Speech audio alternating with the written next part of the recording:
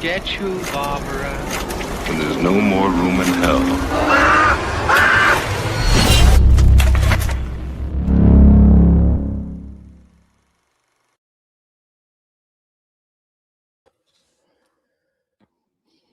Well, there we go. I thought I was still on mute. What's going on, everybody? Happy Saturday night to you all. Tonight I have two very special guests, one of which went through hell and high water to get here tonight, but by God, he's here. It's Todd and Aaron from the Revival House. What's going on, guys? Well, I'm not divorced yet, but you know what? If I have to go through that process, you're worth it. You guys. Oh, you always have a couch at my house, Aaron. I appreciate it. Yeah. Just know. So then I'll be divorced soon after that, I'm sure. Guys, it's okay. The house is in my name. We're good. Okay. You know that's what I mean? what's important. That's what's important. You got a couch at my house. I'm just kidding. It's a good thing she doesn't subscribe to you. Okay. I would never have said that on our channel because you never know when she might be lurking. She's lurking in the shadows. Yeah, you got to worry about that. But what's going on, everybody? Tonight we're going to be another ranking show, another ranking Romero. Tonight we're going to be ranking the films of Tom Savini, the effects of Tom Savini, the special makeup effects of Tom Savini tonight. And I figured who better to come on and help me do that than two of Tom's biggest fans, Aaron and Todd, the Revival House. Whoa. I misunderstanding. I thought you said we'd be yanking Tom Savini tonight. You can do that. I feel baited. I feel switched. I feel used. Well, I had to get you here somehow, man. I knew that would get you in. Well, we love Tom. Tom is a big part of our show. We talk about Tom quite a bit, and I actually wanted to go to Tom's school growing up, so I have a lot of history with. I did too. I have no artistic talent whatsoever, but yeah, that was always a dream. I was like, one of these days, I'm gonna be there. By God, yeah, never happened. You're guaranteed. Is this school still around? By the way. Oh yeah, I believe so. Yeah. Is it a guarantee that you're going to meet him? Like, is he handing out the diplomas or something at the, or is it possible? Like, Todd, could you have went and not once met the man and been like, because when I first moved to Phoenix, I kind of wanted to get a side job at Alice Cooper's restaurant just in hopes that he would come by and like do the books and like meet Alice Cooper. And, I guess it could have not happened. I'm sure he shows up once a year. Yeah, he shows up every now and then. He's still local. Because the school is it's in Western Pennsylvania, so I mean he's still local, right? I mean Jerry Gergely, who did the effects for like Flesh Eater and pretty good makeup guy. He's kind of like the head guy there now. But yeah, Tom will make an appearance every now and then if something's going on. From what I've heard, I don't know. I've never been to the school, so I don't know. But yeah, that was always my dream growing up. Like I was just like, yeah, one of these days if I could just learn from the master himself. I always imagined Tom was there, hands on with all the kids, teaching all the classes and shit. Your shop teacher, yeah. Well, yeah, he's like the shop teacher. Tom Savini is the one person to get me into horror. Let's just say that at the age of 7 years old, I believe it was 7. So, and it was actually, we're talking about special effects. It was the Starlog Special Effects magazine that got me into horror. So this magazine, and it has photos of Dawn of the Dead in it, and I was like, who the hell is this guy? I mean, this has like pictures of Maniac in there. It has all Tom's special effects, and ever since I saw this, I was like, I want to do this. I'm getting into horror, so Starlog, so you weren't getting laid at 7. Geek. this is the 1980s. So this was my big brother, big sister. He gave Yeah. this to me, and this got me into horror. So credit Tom. There you go. See, I knew I had the right guys for the job here because Tom, I mean, pretty much. I mean, I guess I could say it like the Night of the Living Dead, 1990 was my introduction to Romero, to my introduction to the zombie genre. So, I mean, I owe it to Tom as well. Like, who knows if he had never made that, I may have never discovered all this shit and fallen down the I think Night 90 is my first too. I think I saw Night 90. It's possible, like subconsciously, maybe I saw, because Night of the Living Dead was just everywhere, the original, but I think it was Night 90. I don't think I saw anything before that. I definitely saw that before Dawn. I didn't see Dawn until fucking 2000, to be honest with you. Yeah, so. Yeah, I saw Dawn later, but yeah, because I remember, so like I got into Resident Evil, the video games first. Like when I was younger, when those first came out, it was just fucking mind blowing. You know, oh my god, this video game is. What are these things? These people that eat people. I've never heard of this. And they're like, oh, they're zombies. And my aunt was like, oh, you should check out. There's Night of the Living Dead. You would like that. And then I found the VHS of the remake at Movie Gallery, I think it was at the time, and I was like, oh, that's the zombie movie that my aunt was telling me about. So that's how I first discovered fucking Night of the Living Dead, because I thought that she was talking about that one. I didn't know that there was an original black and white Night of the Living Dead back then. So was your aunt into these films as well, or no? She was married to my uncle Mark, who really got me into, who introduced me to, like, he had all the Stephen King books, all the horror movies. Like, he introduced me to Dawn of the Dead. He was like, oh, if you like Night of the Living Dead, you should, because I said, oh, they should make a zombie movie in a mall. I mean, because it's the 90s and malls were still the thing when I was a kid. So I was like, how cool would that be? And he was like, oh, well, there's this movie you should check out. It's called Dawn of the Dead. It's about zombies in a mall. And I was like, okay, well, that's stuck in my brain. So at that same movie gallery, I found the box for Dawn of the Dead and took it home and watched it. And I was like, because when you hear like zombies in a mall, you may think like, oh, it may take like a scene may take place in a mall, or it may be in a mall for here and there, but it's like literally everything that I would do in a movie like that, where it's like, okay, they take over the mall, they have everything, they live at the mall. It's like, okay, they go ice skating, or they go to the arcade. Yeah, it's like everything that I would do as a kid, they're doing. Like I didn't pick up on like the social commentary or anything like that at first, but for me, it was just like, wow, this is awesome. Like, and then you get the zombies aspect of it, and you get people being torn apart and the gore and the violence, and you're just like, this is the coolest fucking movie I ever saw. And then 30 years later, here I am. Yeah. Did every kid have that like fantasy of like, man, it'd be so cool to be locked in the mall and it could be at Babbage, like Software Etc. or Babbage's, whatever it was called for you back in the day, like just to be locked in there. I'm like, I could play like the kiosk games all night long. These games I'll never be able to afford. And that's why I liked Home Alone 2 so much. He was hiding out in Duncan's toy chest. I was like, oh, that would be amazing. Those lame fucking handmade toys. Who wants those? Like, where's the G.I. Joes? And I never understood Duncan's toy chest. It was like, it's like 92, and there's still like nutcrackers and giant teddy bears, and he's just like, wow. And I'm just like, as a kid, I'm like, dude, you had the fucking what is it, the Talk Boy or whatever that he had in that movie? Yeah. That was more of a like an antique trinket store for your grandma, you know what I mean, to decorate for Christmas. It's like a Hallmark store, Duncan's toy chest sounds like a sex shop too, by the way.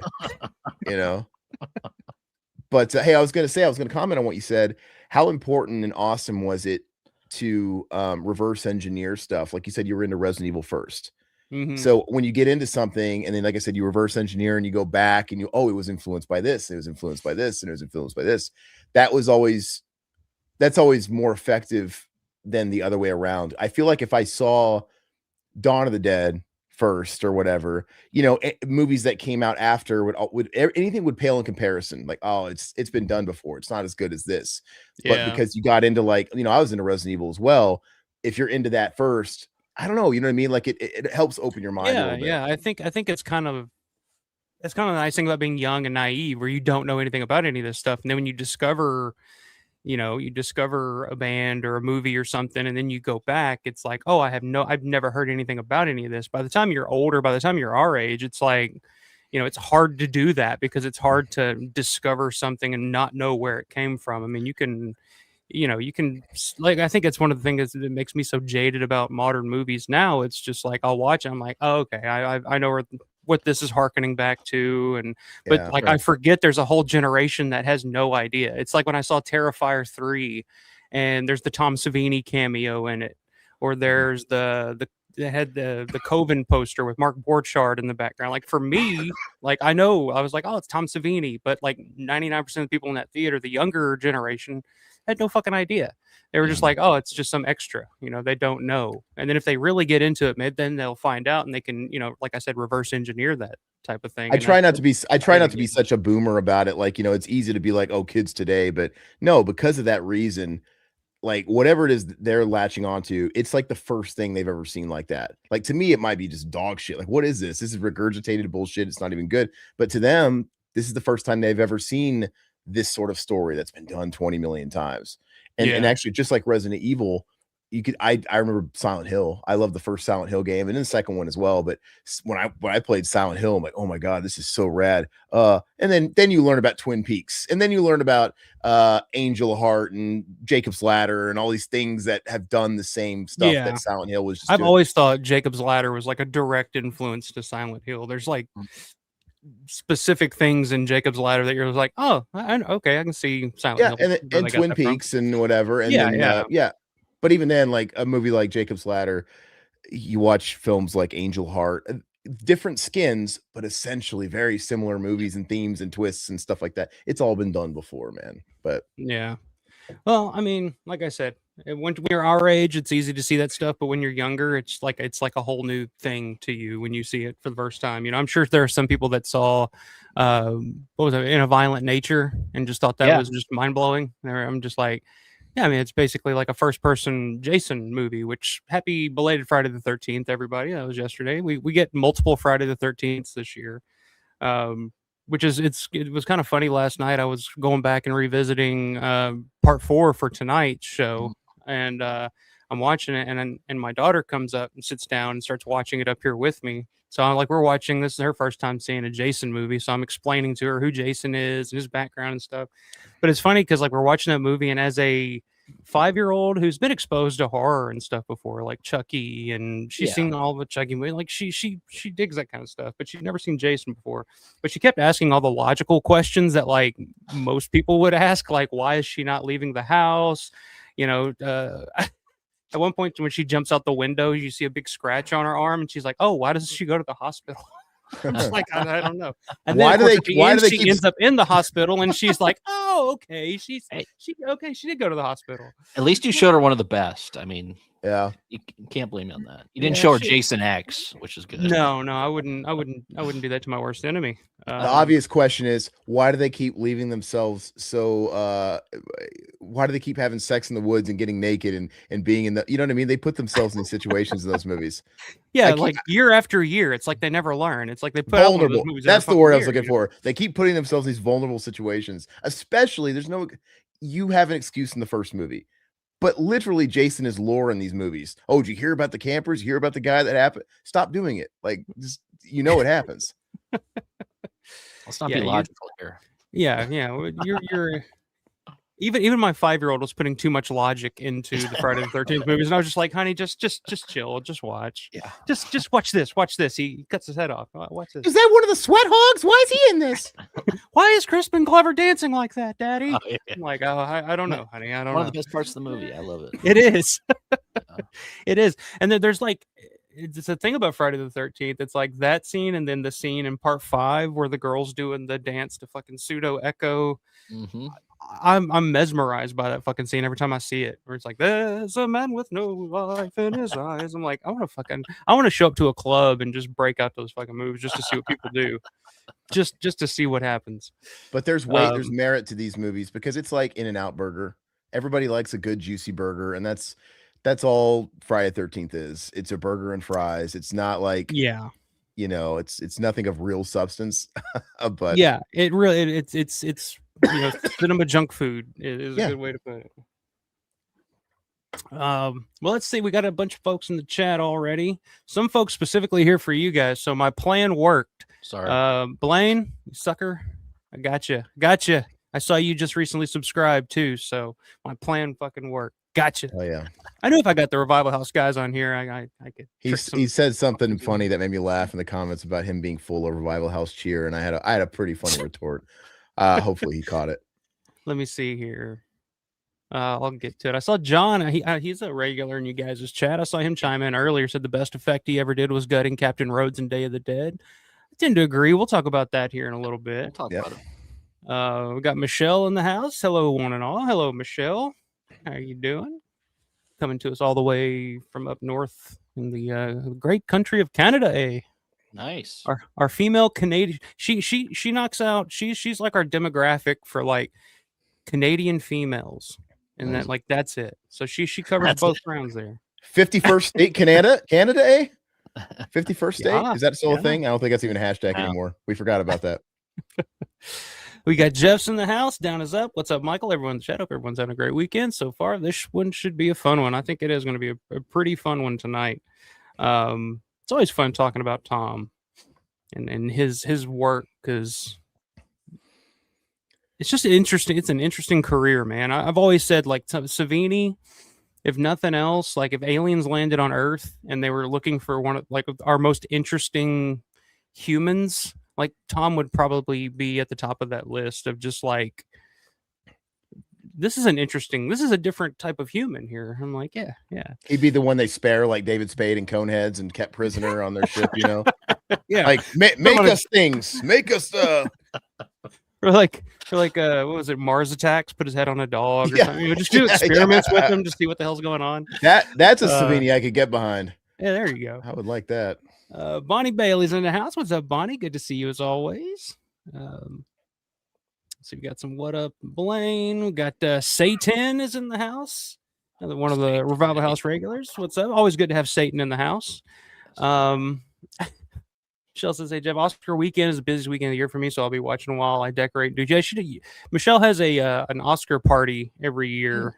Are you guys excited for the Oscars tomorrow night?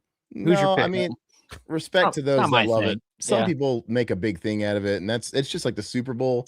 It's not my thing either. But you know, I love the Super Bowl, but not I don't Oscars like aren't my thing. Yeah, I checked out of the Oscars years ago. Like I used to care more about it in like the late 2000s, early 2010s. Like I'd kind of have like a rooting interest, but like at this point, like I've seen so little movies from the past like year. What would you guys say is your favorite movie that you saw that came out from last year? What would be your pick for Best Picture? 2025. Dude, I couldn't even tell you. My brain is like scrambled eggs. Did I see any of the new movies last year? Like, guys, I had my first kid last year, so 2025 was the all-time low for like new movies watched by me. If you look at my Letterboxd, I just didn't get a lot watched. I got to be honest with you. But got a lot of Mormon Housewives watched with the wife. The Housemaid. You did watch The Housemaid, right? Was that this year though, or 2025? What are you watching, Aaron? Fucking Mormon Wives, Housemaid. Well, these are stuff the wife. Rabbit hole have you fallen down? The wife made me watch. I think The Housemaid might be 2026, but if that is 2025, I watched that, and that's just a lifetime movie with the budget with Sydney Sweeney. It's you pretty much know it going in, what it's about, where it's gonna go, and you know it is what it is. Oh, so my favorite movie, like it wouldn't be Oscar worthy, but I love The Heretic. I thought that was great. Was that 2025 though? Yeah, 2025. Was it? Together with Dave Franco. That was really good. And then, like people say, Sinners was good. Oh, I saw Sinners. I didn't love it, but apparently it's the greatest goddamn movie ever made, according to the Academy Awards this year. So I haven't seen it either, but to be totally fair, any film that gets that many nods at the Academy Awards is up against that kind of scrutiny. Like, oh, well, look at this hotshot fucking movie. It's like, well, they kind of asked for it though, because they have to petition for it, and they put themselves in that situation to get that many noms. I saw that, and I did see. I'm seeing the comment Weapons. I saw both of those. Weapons. Yeah, I did. I was on the stream with you guys talking about Weapons. Not bad. Companion was my favorite last year. I didn't see that. Fun movie. Real fun. Either of you guys see Eddington, the Ari Aster? No. Not yet. No.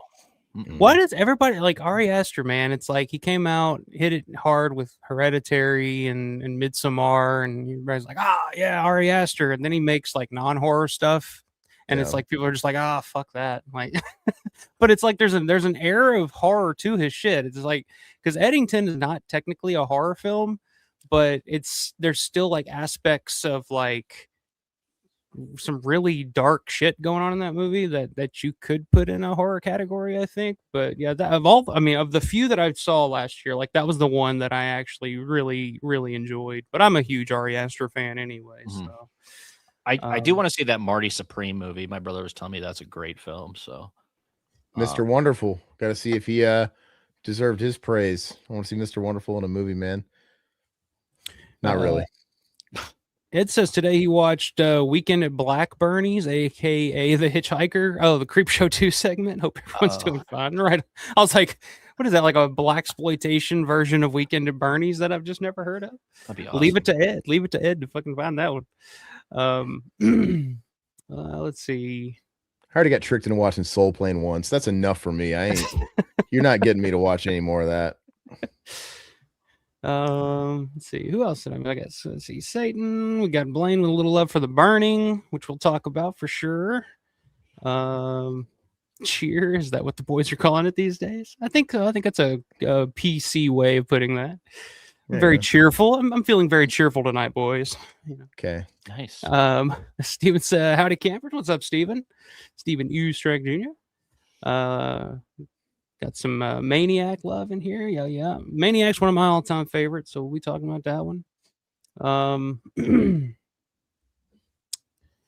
Savini gets enough trim. Dude's a panty raider. So I've heard. He's got quite the clit tickler, dude. I think about it often. That is a first. I've never heard that one. Clit tickler. Wow. Okay. Speaking of clit ticklers, what's going on, Will Phelps? Will's in the house. What's going on, my buddy? Hope you're doing all right, my man. Let's see. Did I miss anybody else saying what up? I forgot you're on CBS Network. I'll stop saying certain things. CBS Network. Yeah, sorry. I can't say clit. I won't say it anymore. Nah, you can say whatever you want. CBS they can bleep it if they want. It's in the science books. Yeah, let's see. We got try it on psychedelics. I'm behind on the comments, guys. I don't know what we're trying on psychedelics, but dude, that's me every week too, man. I can't. Yeah, it's yeah. What are you talking about, Blaine? I'm trying to think back now. What I mean, you can really try anything on psychedelics. I'm sure it'd be interesting. So I guess I can kind of gotta go for anything. See, Satan says, well, Alpha, what is that poster to the left of you? Are you talking about this one? This is a Dawn of the Dead poster from the poster book that Bob Michelucci put together. And the artist in this one, I don't remember his name. It's Mahoney or something like that. But I got a few signatures on it. And then I got the Dawn VHS poster back there, the Thorny in My VHS poster back that way. So I'm jealous. Both those posters are amazing, man. I love them. Yeah. I have my Green Letter original Dawn one sheet over there, but that's like right at the doorway of my room. So that's the first thing you see when you come up the stairs. Nice. It's just like announcing, what to be prepared for here. And then I got the Night 90 VHS poster back there. I found that at a flea market for $10. That's kind of hard to find. I found one on eBay for like $1. So yeah, it's cool. Yeah, I was pretty surprised to find it. So, okay, sorry, didn't mean to bother you, Satan. It's like that's bothering me. What the fuck is that thing? Let's see. So I'm trying to skip around, try to say what's up to everybody in here. We got conversations going back and forth here. That's an interesting take, Satan. Prefer the Return of the Living Dead trilogy over the OG? Fight me. I'll fight you over that one. Because the original Return trilogy was not bad. And then you get to the fourth and fifth movies, and then it's just like Jesus. Third one's amazing, underrated. Second one's great too, even though everybody hates it. I don't care for this. I decided I don't care for it. It's a comic book movie. It is. It's like a kid's horror movie. That's what it feels like. And I'm not a kid. Sorry, guys. Nerds. Liquid Cooler, what's going on, my man? Good to see you. Yeah. Me and Everly, man. Everly's cool. She's we watched Trick or Treat, the 2007 or whatever Trick or Treat, which is pretty fucking hardcore for a 4-year-old at the time, I think. Yeah. And man, she was glued to the screen. She was just like, Dude, what a wasted opportunity. What happened to that sequel? Wasted opportunity. I know. I keep hearing that they're still working on one. But, Goodness. At this point, come on, it's late.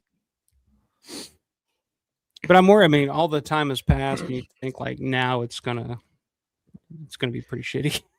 Yeah, and Sam has become an icon with like the convention scene, so they're gonna have some kind of fan. I just feel like 5-10 years max would have been like the sweet spot. He's hot, do it. But Art the Clown took over, dude. He took Sam's spot, man. They're gonna wait too long. Yeah, that's true. I got Stezio in the house. What's going on, Stezio? Hey, fam, 13-hour shift. Don't know how long I can hang.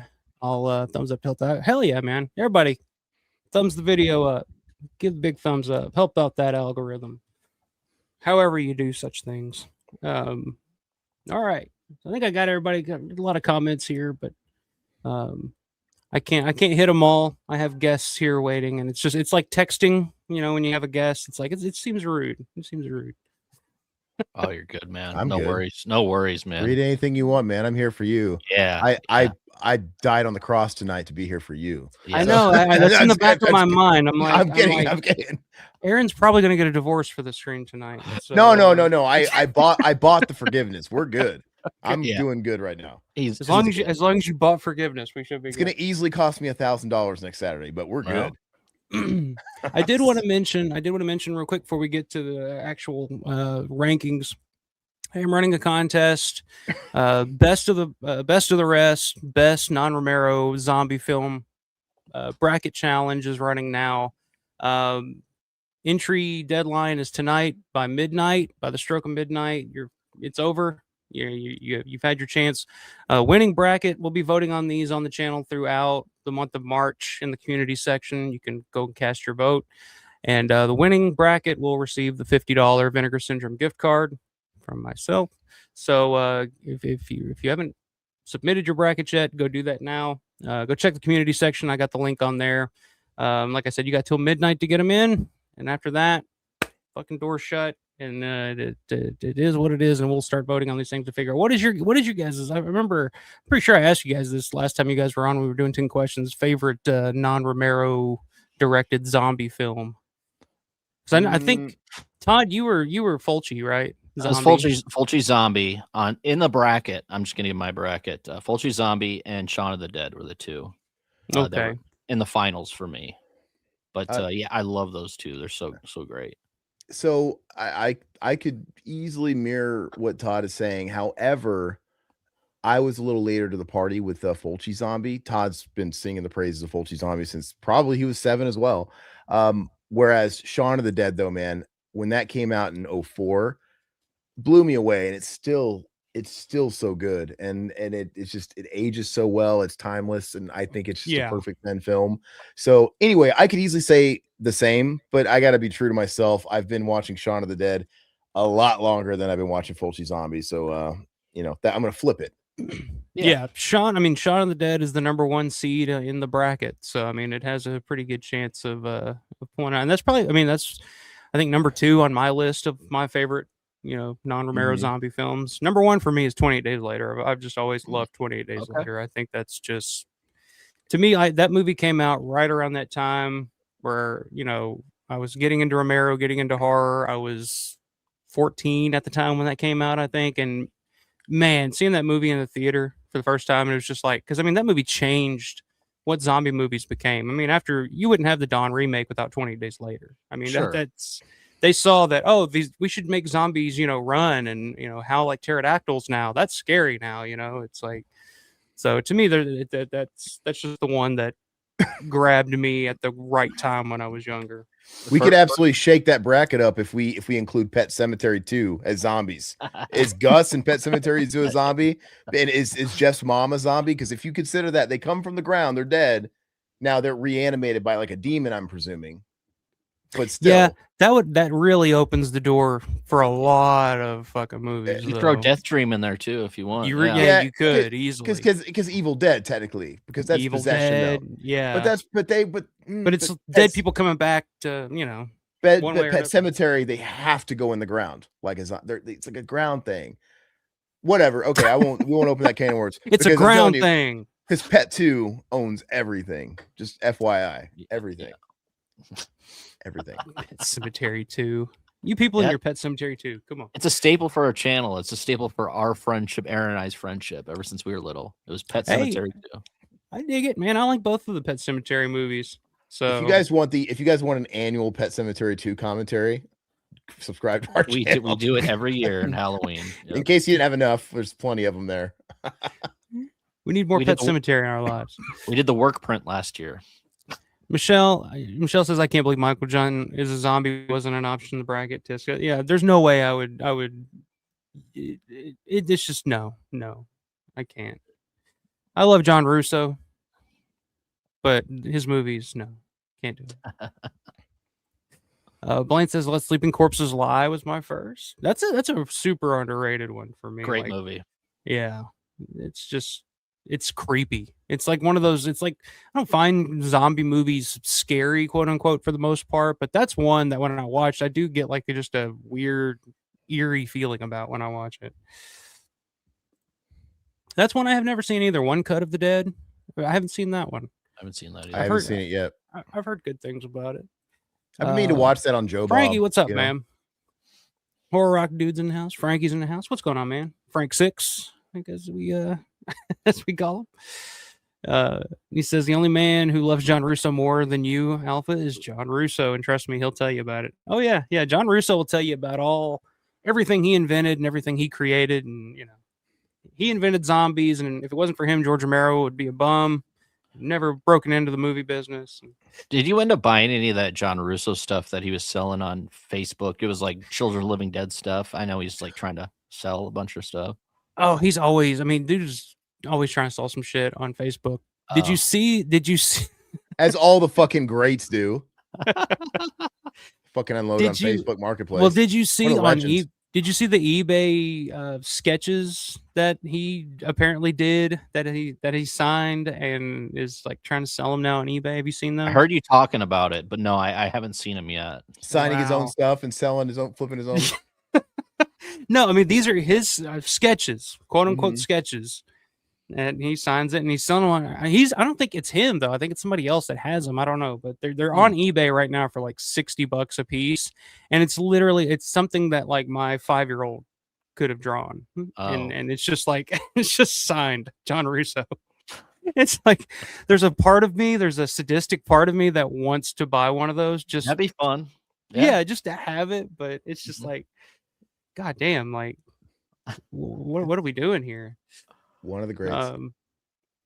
No, this is another one. Yes, Desio brings up Scout's Guide to the Zombie Apocalypse. That's one I haven't watched yet, my man. I've been trying to catch up to all the Savini stuff we're going to talk about tonight all week. So, have you guys seen that one, Scout's Guide to the Zombie Apocalypse? No, I haven't. Was that a book first? It sounds like the Hitchhiker's Guide to blah blah blah, and then the Zombie Survival Guide. I remember maybe I'm thinking the Zombie Survival Guide. Maybe that's what I'm thinking. I haven't seen the movie though. I haven't either, but Stesio puts it over big time. So that's hilarious. Frankie says it's tax season. I also see him caps lock advertising saying he needs to pay his tax. I've seen that too, Frankie. Yeah, he's at one time he was just selling everything he fucking had, and he was like $5,000. I got taxes to pay. Here's all this, everything I got. I don't know if anybody hit him up on that, but I don't think so. Absolute icon. All the greats, tax evasion. Well, not Oh, amazing. He's trying to pay him. He's trying to pay him. To be At least fair. he's trying to pay him. That's not, Yeah. that's not noble, I guess. Sith, what's going on, man? Says, hey, sorry, been out and about. Huge Savini effects nerd since 1982 through my love of Fangoria and his Grand Illusions book. Yeah, we're all fans of Fangoria around here. Trying to pay the taxes, Todd. I imagine him like doing one of those shitty little drawings on like a Benihana napkin and selling that on eBay. Is that what it looked like? It's kind of what I mean. It's on a canvas, but it literally, I mean, that's kind of what it looks like. It's like he drew it, after a quick dinner at Taco Bell or something. He was just like, yeah, all right, and sign my name, and all right, this is worth something now. He should sell the happy tissues next to his bed, dude. Like, you know what I mean? Like crumpled up, like the dirty. Like people want stuff with DNA, man. Yeah, you know what? If Eddie Furlong drew something like that on a canvas, I'd buy it. I would help out his habits. You should talk to him and give him the idea, because that sounds like something he'd be into. There you go. His mom. Look at that signature. So that's wow. This. I did the research. This is a signature when he was like a little kid, and you could tell it's in like a scrapbook. You see how he's like trying to make room. Like back in the day, people had this autograph books back in the day.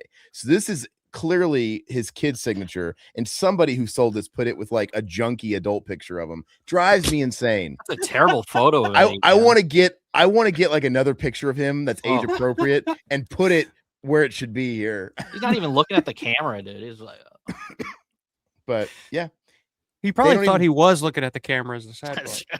They don't even teach kids cursive anymore. This is like from 1991. They do. My kids learn cursive. Yep, third grader. Did they just bring that back? I think it's certain teachers do. Because there's literally so many. It's got to be. It's got to be a teacher thing. Because I ran into so many. Like when I was living in Murray, I was the GM at a Papa John's, and I hired nothing but like kids fresh out of high school, to work at the fucking pizza place. And it's like you get them to just sign documents or anything like that. I would say like probably 75% of those kids didn't know how to do their signature. Had no idea, or would just do like initials. And they had no idea. I mean, a signature can just be like an insignia. Scribble. It's not a big deal. But yeah, like Todd, for the most part, kids just don't know. So that's cool.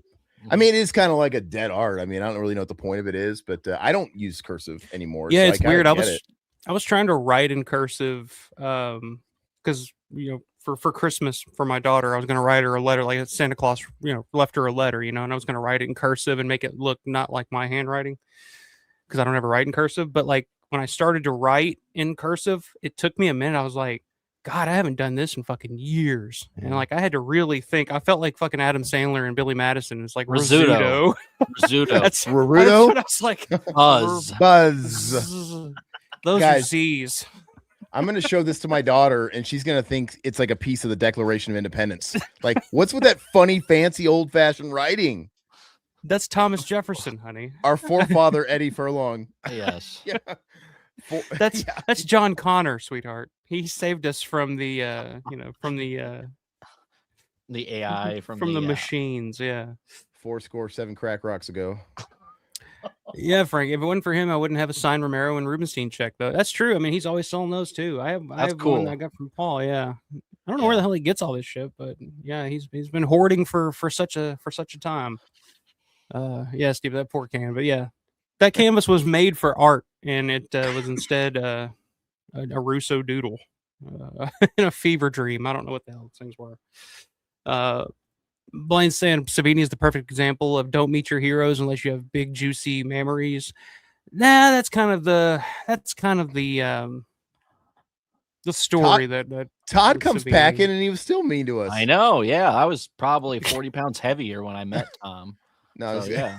No, it's well, I mean, that's kind of the reputation that Tom gets now. I've had that experience with Tom for sure. I know you guys have talked about your experience with Tom. You guys want to tell that story about meeting Savini and? No, I'm just kidding. I can if you want. I can if you want. Well, it's the main topic of tonight. We're going to be talking about it, so we can go on. So we're working this convention. This is a long time ago. I think it was 2013, right? Was it 2013? I think it was about 2013. Yeah. 2013, 20. And, Savini's there, and we approach his table because we want to pay to get, was it Night 90? A VHS copy of maybe Night 90 signed? Yes, I forget. because we were gonna like raffle it and we had like giveaways and stuff on our table. And we approach. He doesn't know us from Adam, dude. We approach. There's nobody in his line. Nobody in his line. And he's just kind of sitting there and mumbling something to, I'm assuming it was his handler, but she had some really big fucking tits for a handler. But that's who I would hire too. I get it. But anyway, so we just Talk about a handler. like, yeah, exactly. But we approached him thinking, okay, whatever. And he stops us and he goes, "Excuse me, can you not see that I'm talking to this beautiful young lady here? That is rude. What are you doing?" And he just like totally fucking rips like, bro, you're at a convention, you're at your table. I don't see a out to lunch sign or anything. It's like it's fucking dead as a doornail in here. I'm sorry. I see tumbleweeds go past Tom Savini's table, and I think it's a normal fucking day of the week. And we decided to come by and get you to sign this. And he was just an asshole. And then we ended up sending Todd's wife was there helping us run the booth. My mother was there helping run the booth actually. And we ended up sending, and I don't know if we put them up to it or I think your wife was like, "Give it to me." Yeah, I think your wife. I said, take this to get signed so we can give it away, that sort of thing. And they're like, "We'll do it. We'll get it signed." Your mom perked him up a little bit and walked over and was like, I'll get him to sign this shit. I'll get him. She might be in this chat. No, but anyway, that didn't go well for them either. Like he was an asshole, man. He was really prioritizing. I guess my mom just wasn't young enough. I don't know what the hell to, but he was just rude, man. And the whole weekend was weird because I'll never forget. This is at the Ramada Inn. Conventions used to be really different over 10 years ago. Now it's super corporate. You can't really get near people. They kind of shuffle you through like cattle, and a lot of times you can't even really see the people, like just like wandering around. Everybody was staying at the Ramada Inn. It was like a big party after hours. It was actually really cool. I kind of missed the vibe in the community. And I remember walking through the Ramada Inn down the hallway, and then we go, and there's an open, one of the rooms is open, and it's just Tom Savini in bed with a couple bitches. Yeah. And there's like a whole bunch of like cockroach like people there watching Theater Bazaar, like in the dark. And like Tom Savini's like cockroaches. I like that. Yeah. And then fucking Tom Savini's the king. So this whole thing came up because our old co-host, it was me, Aaron, and this other guy. We had a falling out, and this guy was trying to get a movie made. It kind of fell apart with us and him. But he was like trying to get with Tom and trying to get like a quote on his movie, that sort of thing. Trying to schmooze. And he's a good schmoozer, to be fair. Yeah, very good schmoozer. And I guess he took him up to his room. "Hey, let's go see Theater Bazaar." And they brought like a party up there. So we just happened to stumble in this party. But you could tell the look on Tom's face. Dude, you guys know what a Ramada Inn bedroom looks like. It's just like a motel. Yeah. And he's just and he's like this, and he looks like Tony Montana. He's got like his fucking two chicks, but he looks multiple things at once. Like he looks dead serious, like he's really enjoying his art, like how great this shitty movie is, guys. But at the same time, he's got this air of, "I hate all you people. I just want to fuck these chicks. The sooner you guys get out of here, the faster I can, get." And but anyway, so we walk in and we're staring in there, and I'm looking at it like it's a fucking cult. All these guys are just glued to this fucking shitty movie, and I felt burned the whole weekend. I'm like, I don't like Tom Savini at this point. I don't like this guy Lush. That's what we're talking about at this point. The movie ends, and then like the whole place erupts, and this guy that we're talking about goes, "Oh my God, bravo, Tom, bravo, so fucking good, Tom. Oh my God." And I'm just thinking, were we watching the same movie? What? I'm not gonna fucking. I've never seen it. I don't know what the hell. I am not about to fillet this greasy motherfucker in this bed. He made a shit movie. It's not good. Like what? I don't understand. And then he asked Tom for a quote, and Tom was like, "It's gonna cost you." Yeah, and I told him that. I was like, and he ended up filleting that. I was like, "Dude, you're crazy, dude. Like you didn't make that good of friends with him. He's not just gonna give your shitty movie a quote because it is shitty." And then sure enough, he's like, "Yeah." He's like, "If you pay my quote," I'm like, "Yeah, he'll do anything for money, dude." That's what friends. That's transactional, right? Get a life, both you guys. Yeah, but it was just, the fact that he kind of disrespected my wife and his mom, and he can burn me. People can burn me all they want. That doesn't bother me, but once you do that to my wife and his mom, it just, that's a little bridge too far right there. Yeah, Steven kind of nails here. Often artists are often complicated people. I feel that way about Tom, man, because I've seen him interact with other people, and he's super cool. That's what I hear. I don't know, man. Yeah, it's just like This same convention, it was really cool because you're all, like I said, living in the same quarters, which I don't think happens a lot anymore. Usually people are staying at different hotels even. But it would be great coming down the complimentary breakfast. You'd come down and be like little complimentary breakfast kitchen of the Ramada. And literally we'd be sitting there eating fucking those little boxes of Fruit Loops and those little styrofoam bowls. And then Tom Savini would also come down in like boxer shorts and a fucking like V-neck.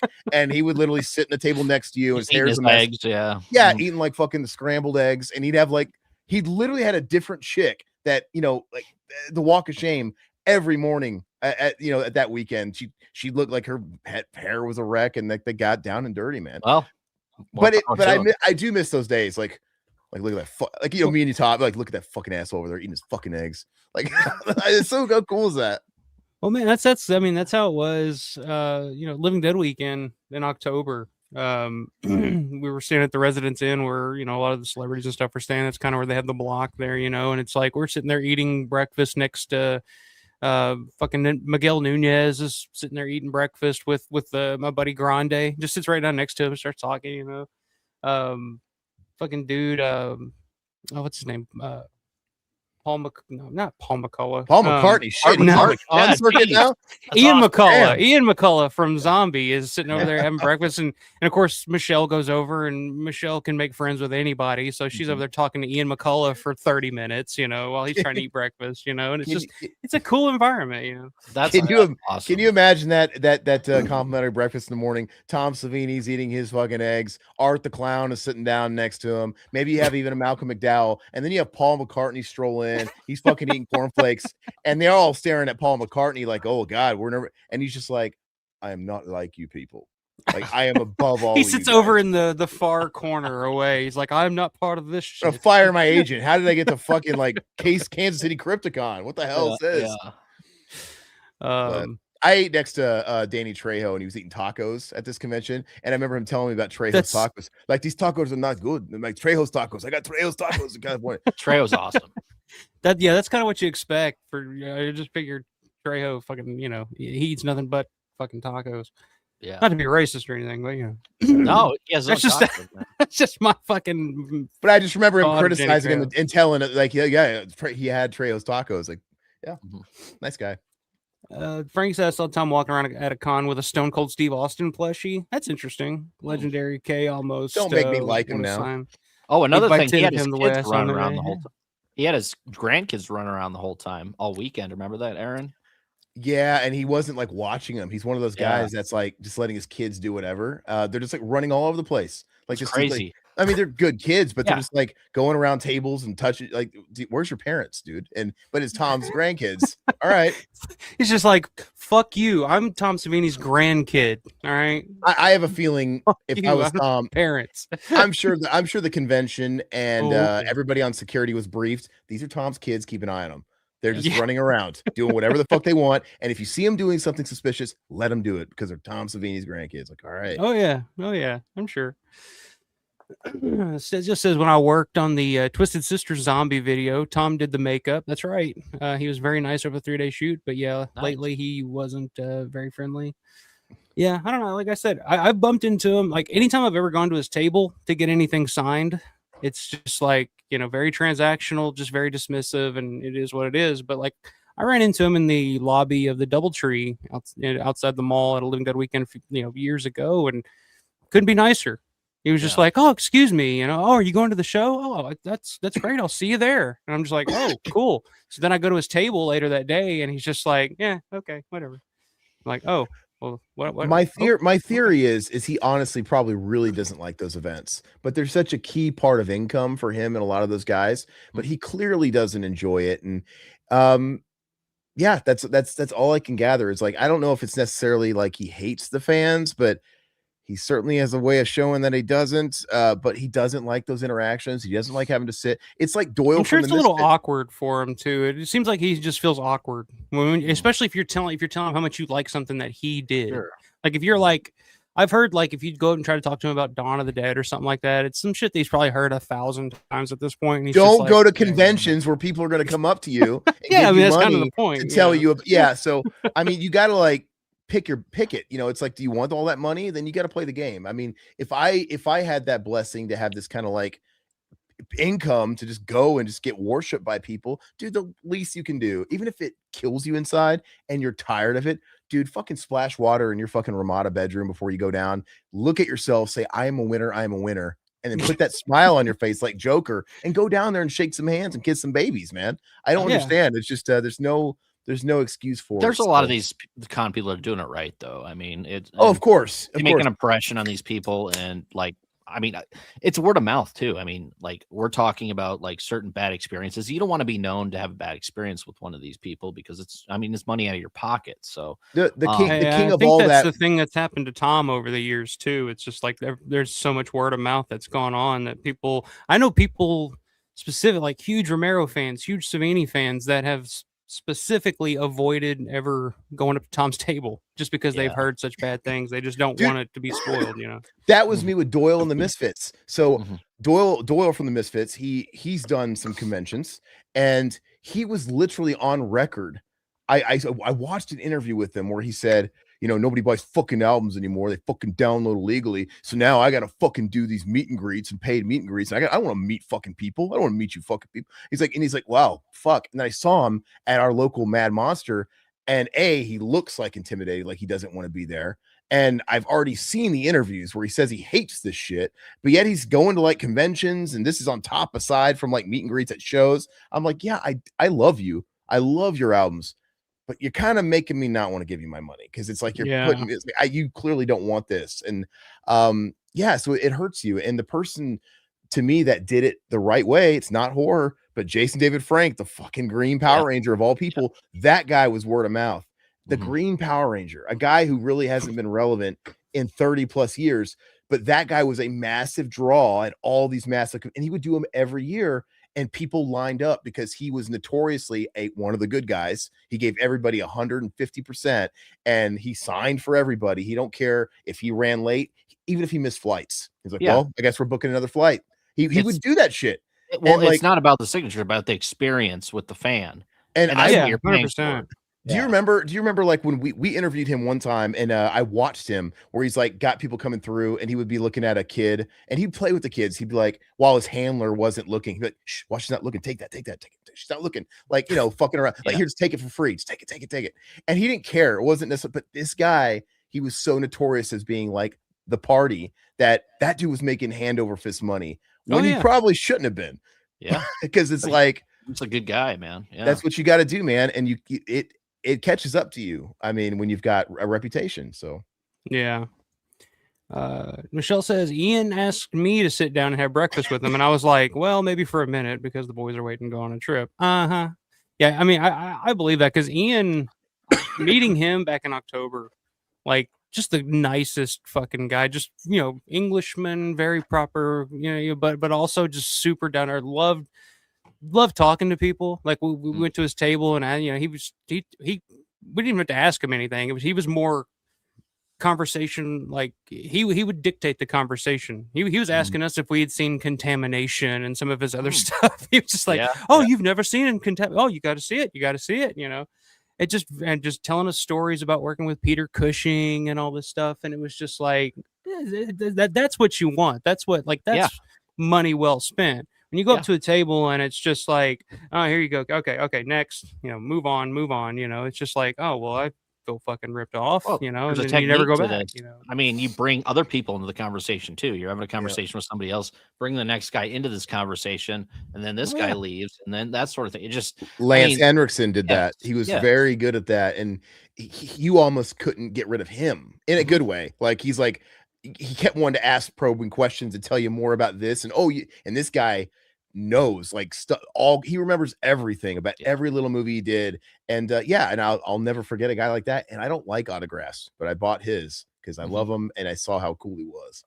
Yep.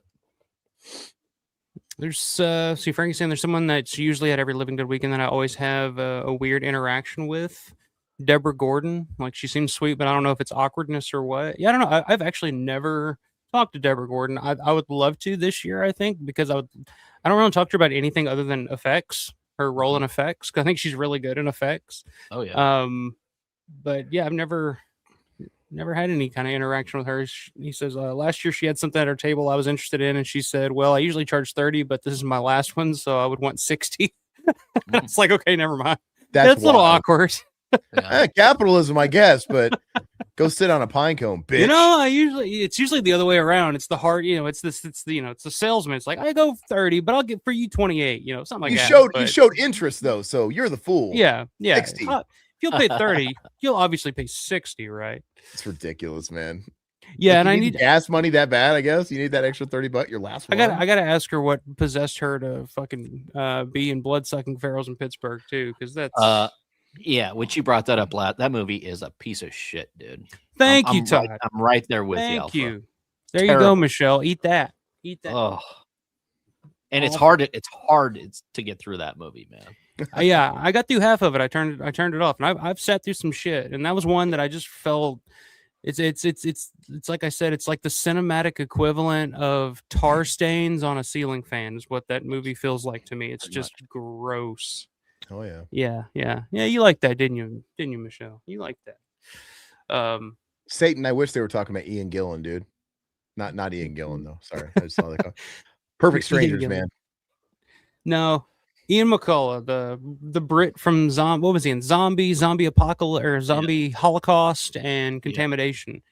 And he made a point. He was very proud of this point. He was like, I'm the only person that starred in 3 movies that were all 3 were on the Video Nasties list in the UK, and he was very proud of that. And I was like, oh yeah, I didn't realize that, but yeah, you're right. I'd be proud of that. Pretty cool. Yeah. But all right, you guys ready to? Sure. Rank some Savini films here. Oh, you're born ready. All right, we're going to be spinning the wheel, picking the film, and then we'll go in order. You can whoever has the final word on these films, and then we'll argue back and forth if we disagree, whether we agree. We'll see it here, but here is. Is it who spins the wheel has the final word, or how's that? How's that work? Oh, that's amazing. You got the birthday cake. I love this photo, man. God, I want to eat that cake right in the middle. There we go. God, is he still doing that, Tom? Still doing that picture every year? I know he was for a little while. Jeez. I don't think so. I think he's gotten to a point where he's, he's just like doesn't give a shit anymore. He's just like, yeah, it is what it is. There we go. I make that as big as I can there. But yeah, okay. So here's the wheel of Savini films. So basically, I'll spin the wheel, whichever film it lands on. And we're going to start. We'll start with Aaron. We'll guess first. You're in the middle, and then we'll go to Aaron, Todd, me, and then if you haven't seen the film, you can pass it along, and we'll come back to you. But you get the final say. So if you land on Dawn of the Dead, and you get the final say of where to put this thing on the tier list. Okay. We can argue our points. We can try to convince you otherwise. But at the end of the day, you get to say where the hell it goes. So all right, that's how we do it too. Good. I get it. I follow. Mm-hmm. Cool. All right. So let me. So I always like to give it a maybe shuffle here. Maybe it's the side of Tom Savini without a shirt, but I suddenly have to take a shit. But I'll hold it. What do you like the cake? The cake says spin the wheel, so you can sit and spin if you'd like. That's nice. Crank, yank his crank. There you go. All right, so Aaron, this first one's going to be for you. So we'll go full ahead. Transparency. There is like 4 movies I haven't seen. Well, hopefully I can avoid those. Let's go. All right, spin the wheel. Ooh, mesmerizing. Look at those nipples just. I know, the pecs going round and round like that. Okay, that's an easy one. All right. If it's going to stop. There we go. In honor of yesterday being Friday the 13th, happy belated Friday the 13th, everybody. Aaron, your first movie is Friday the 13th. So I'll kind trying to. And the tiers are going to be, by the way, the tiers are top tier maximum effect. Second tier, minimal effect. Next tier, zero effect. Last tier, negative effect. So if you think Savini, if his effects, his contributions to these films, he gave maximum effect to them, which he put them over the top. That's top tier. Minimal effect, it helped the movie, but it wasn't the calling card of the movie. Zero effect, his effects had zero effect on whether the movie was good or not. And then negative effect, which there are a couple on this list that I'll tease now that I would put in this category. His effects had a negative overall effect on the movie itself. So, does how we feel about the film itself not play into it at all, or can it? Or it can, I mean, yeah, it can. Well, so I do like the effects in Friday the 13th. I think they're really cool. They're charming. You know, I always think about the iconic Kevin Bacon and coming through his neck and whatnot. I think the original Friday the 13th is a bit overrated. Probably my problem is I don't know, man. I think some of the knockoffs are better. Like I think The Burning is better. I like the first Sleepaway Camp better. But you know, it's iconic. And I actually think young Jason looks bad, but it's iconic. That whole scene, the twist, him coming out of the lake is great. I just think he always looks stupid. I think he looks really stupid. Well, that was the point, right? He was like a mongoloid or whatever, you know. He's just kind of like, you know. All right, you're selling me. He looked like a fucking big toe, dude. He looked weird. Kinda, yeah. But I'm gonna give it minimal effect though, because it's iconic and it is important, and there's some iconic kills in there. I'm gonna give it minimal. All right. You guys gonna top me off a cliff or what? No. The reason I would put this in maximum effect, first of all, it's iconic. It has one of the coolest death scenes in Tom's repertoire, which is the decapitation of Pamela Voorhees, which is really cool. The first kill in the film was not great. I mean, they killed two counselors. Pamela does, you know, one is just a stab in the chest. One is an off-screen kill with the other one. And then the hitchhiker scene is very effective. How we get to know the hitchhiker. She gets out of the car after getting picked up by the guy, and she gets her throat slit. And then once you see that in daylight, you're like, God, man, this movie's going to be crazy. I couldn't imagine seeing this back in 1980 when it came out. It's just like, it would hit a lot different. Let's just say that. But I think this is a great, I love the kills in this. That iconic scene alone, I would put it in maximum effect. I just don't know if part of it is I just don't think it's the best Friday the 13th movie for me. And you don't, but I think it is probably the second best or third. Well, the thing is, well, to me, I would probably go maximum effect, because I think if Savini's effects weren't in this Friday the 13th, I think it would be a really bad movie. Yeah. Like that's kind of the saving grace is kind of I can see Savini's that. effect, and it kind of started the whole slasher craze from that time period, you know. Yeah. So for me, I would say that Savini actually had a maximum effect on making Friday the 13th what it was, and all the shit that followed was because they were all trying to recreate what they did with the original. Whereas if Savini wasn't involved and it didn't have all of the crazy effects and stuff, you know, the Kevin Bacon, the decapitation and all that, I don't think it would have been as effective or as popular as it was at the time. No, so I would say maximum too. But. You make a great case, and you've almost got me convinced, but I still think minimal effect for someone like me that doesn't think the movie's amazing. That's pretty good. That's pretty good for me. I'm gonna stick with minimal effect. All right. Well, we got we tried. Wayne's going maximum. We tried, but hey, you know, that's fun. That's the way you go. When we did this a couple weeks ago, there were some movies that we put in top tier that I was just disgusted by, Michelle. So wasn't my choice. Yeah. Let's see, we got some maximum effects, we got some minimal effects. Axe to the face effect was pretty good. Yeah. I don't think there's anything in the movie that I'm just like, that didn't work, or that, you know, I think it's pretty effective all the way around. But minimal effect, all right, that's where we'll keep it. Gotta leave some room for like the really good stuff. Yeah, there's a lot of good stuff in here, man. I don't want to top load it, but all right. Okay, whatever. All right, Todd, you're up. All right, ready? Yep, let's do it. Spin the nipples of fate.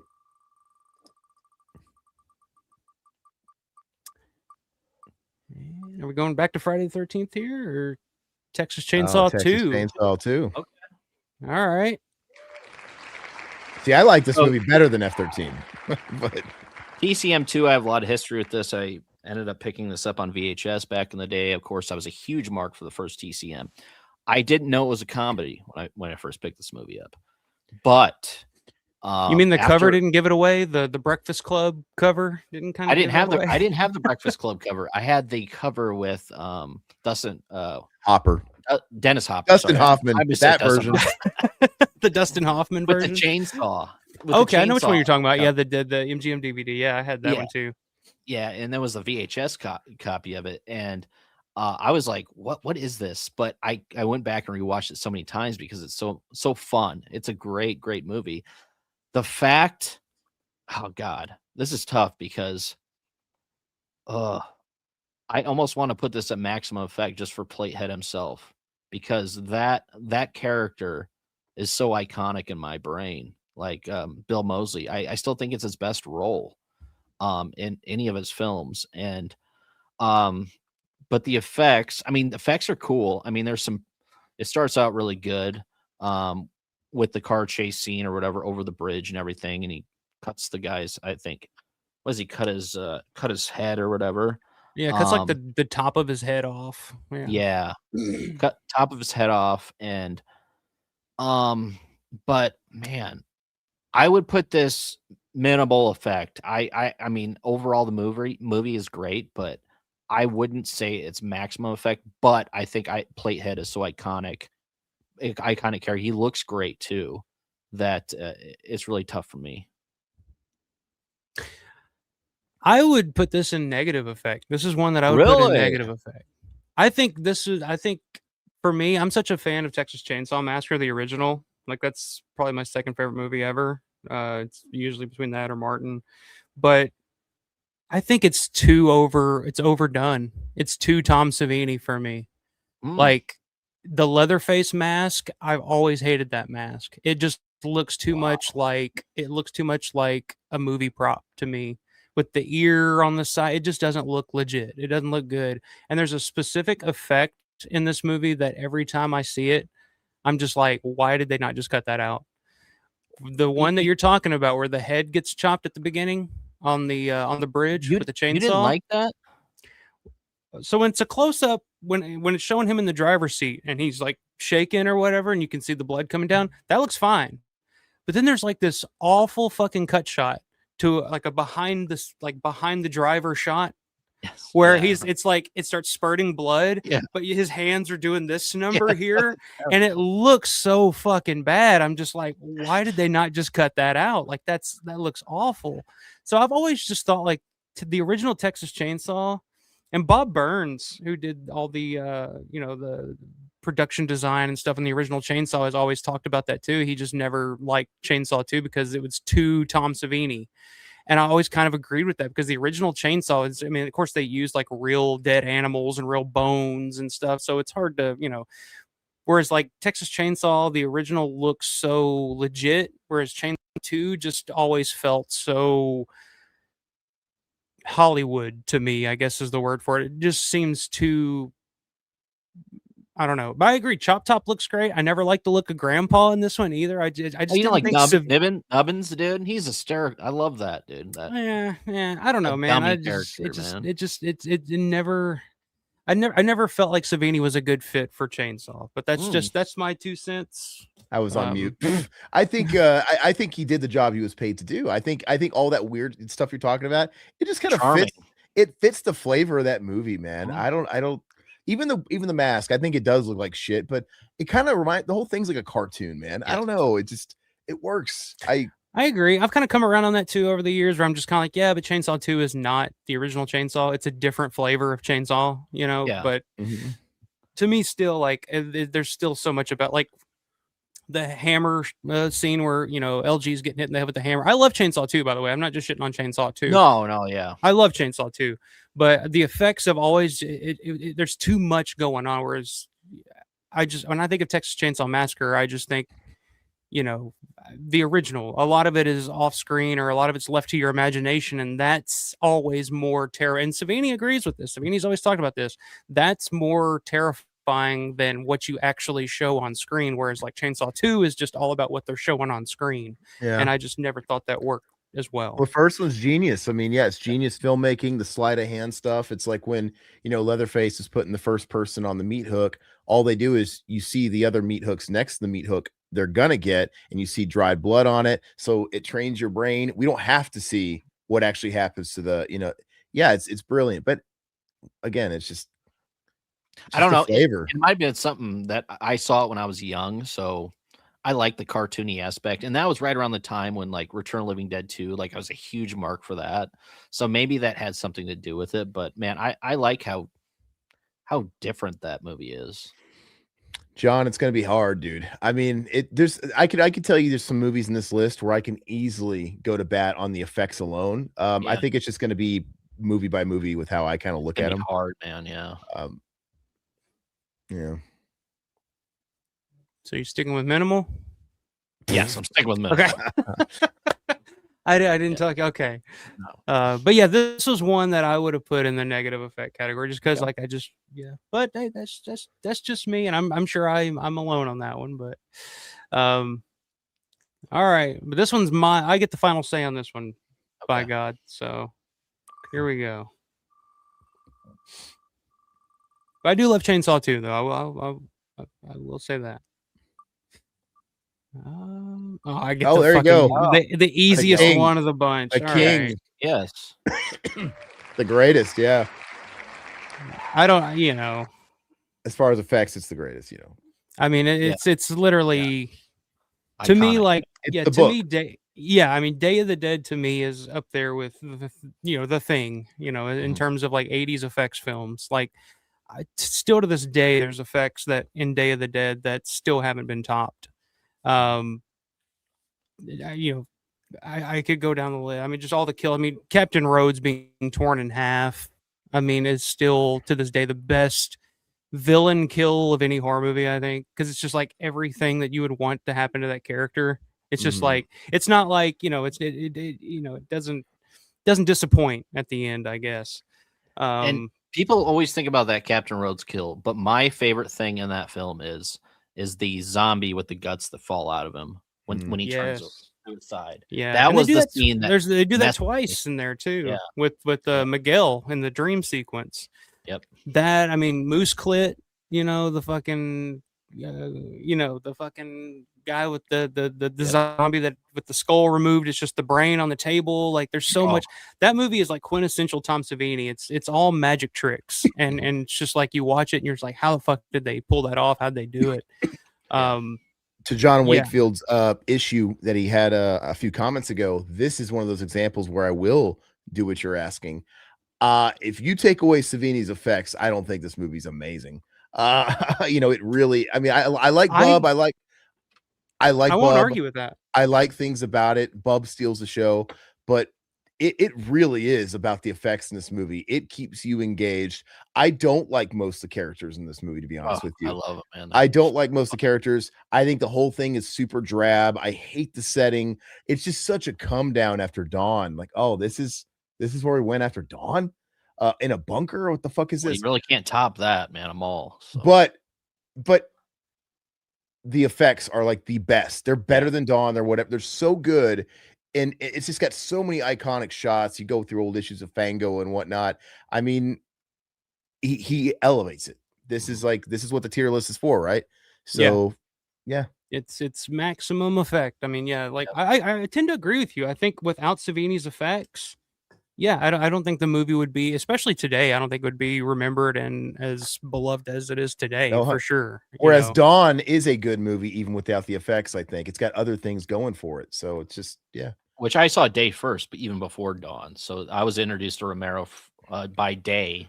And it was Day, and then I saw Dawn, and then Night. So I was like backwards on what I saw Romero's films. But man, I love it, man. It's perfect when it comes to maximum effect. I hear that a lot too, Satan. I hear Satan.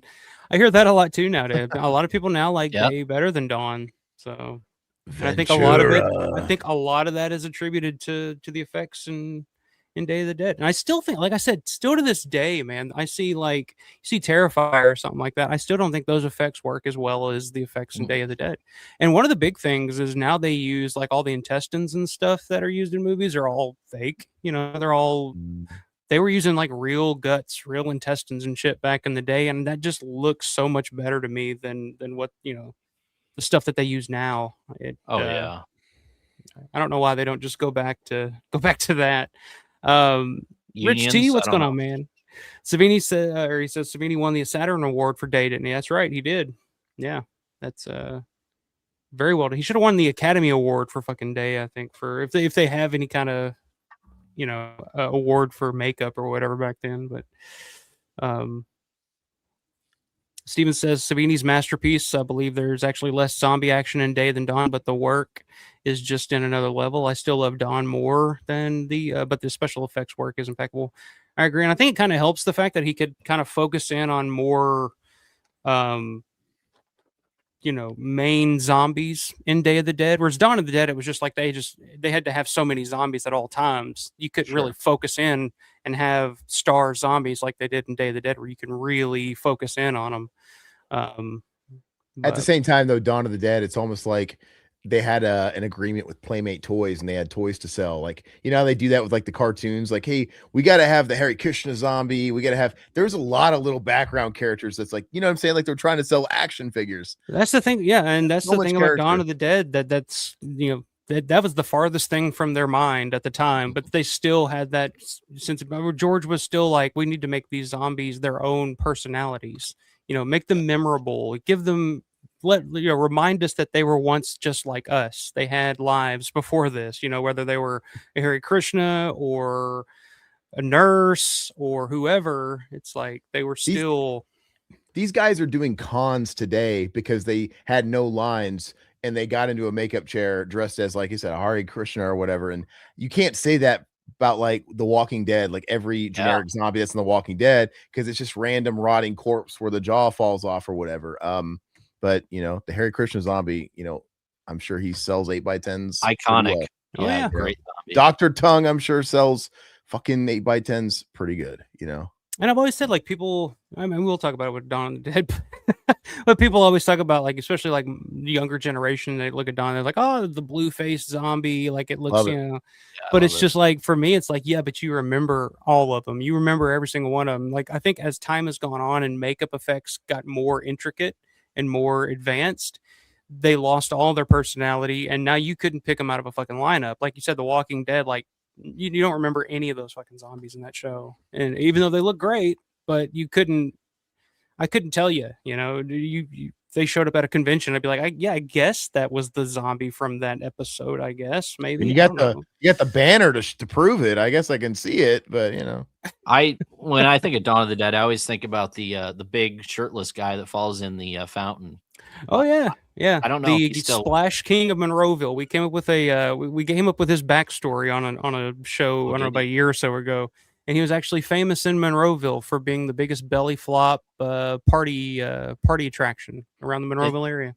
Is he still with us, or did he pass? Or he's that's not really what he was. I think he was that guy that played him. I can't remember his name off the top of my head, but he actually owned like a lizard pet shop, like a reptile pet shop in the area during that time. So, but yeah, I think he passed away some years ago, unfortunately. But yeah, I do love that zombie, especially the fucking bump he takes in that fountain. It's just not a stunt guy at all, but man, he fucking committed to that shit. Nailed it, man. Yeah.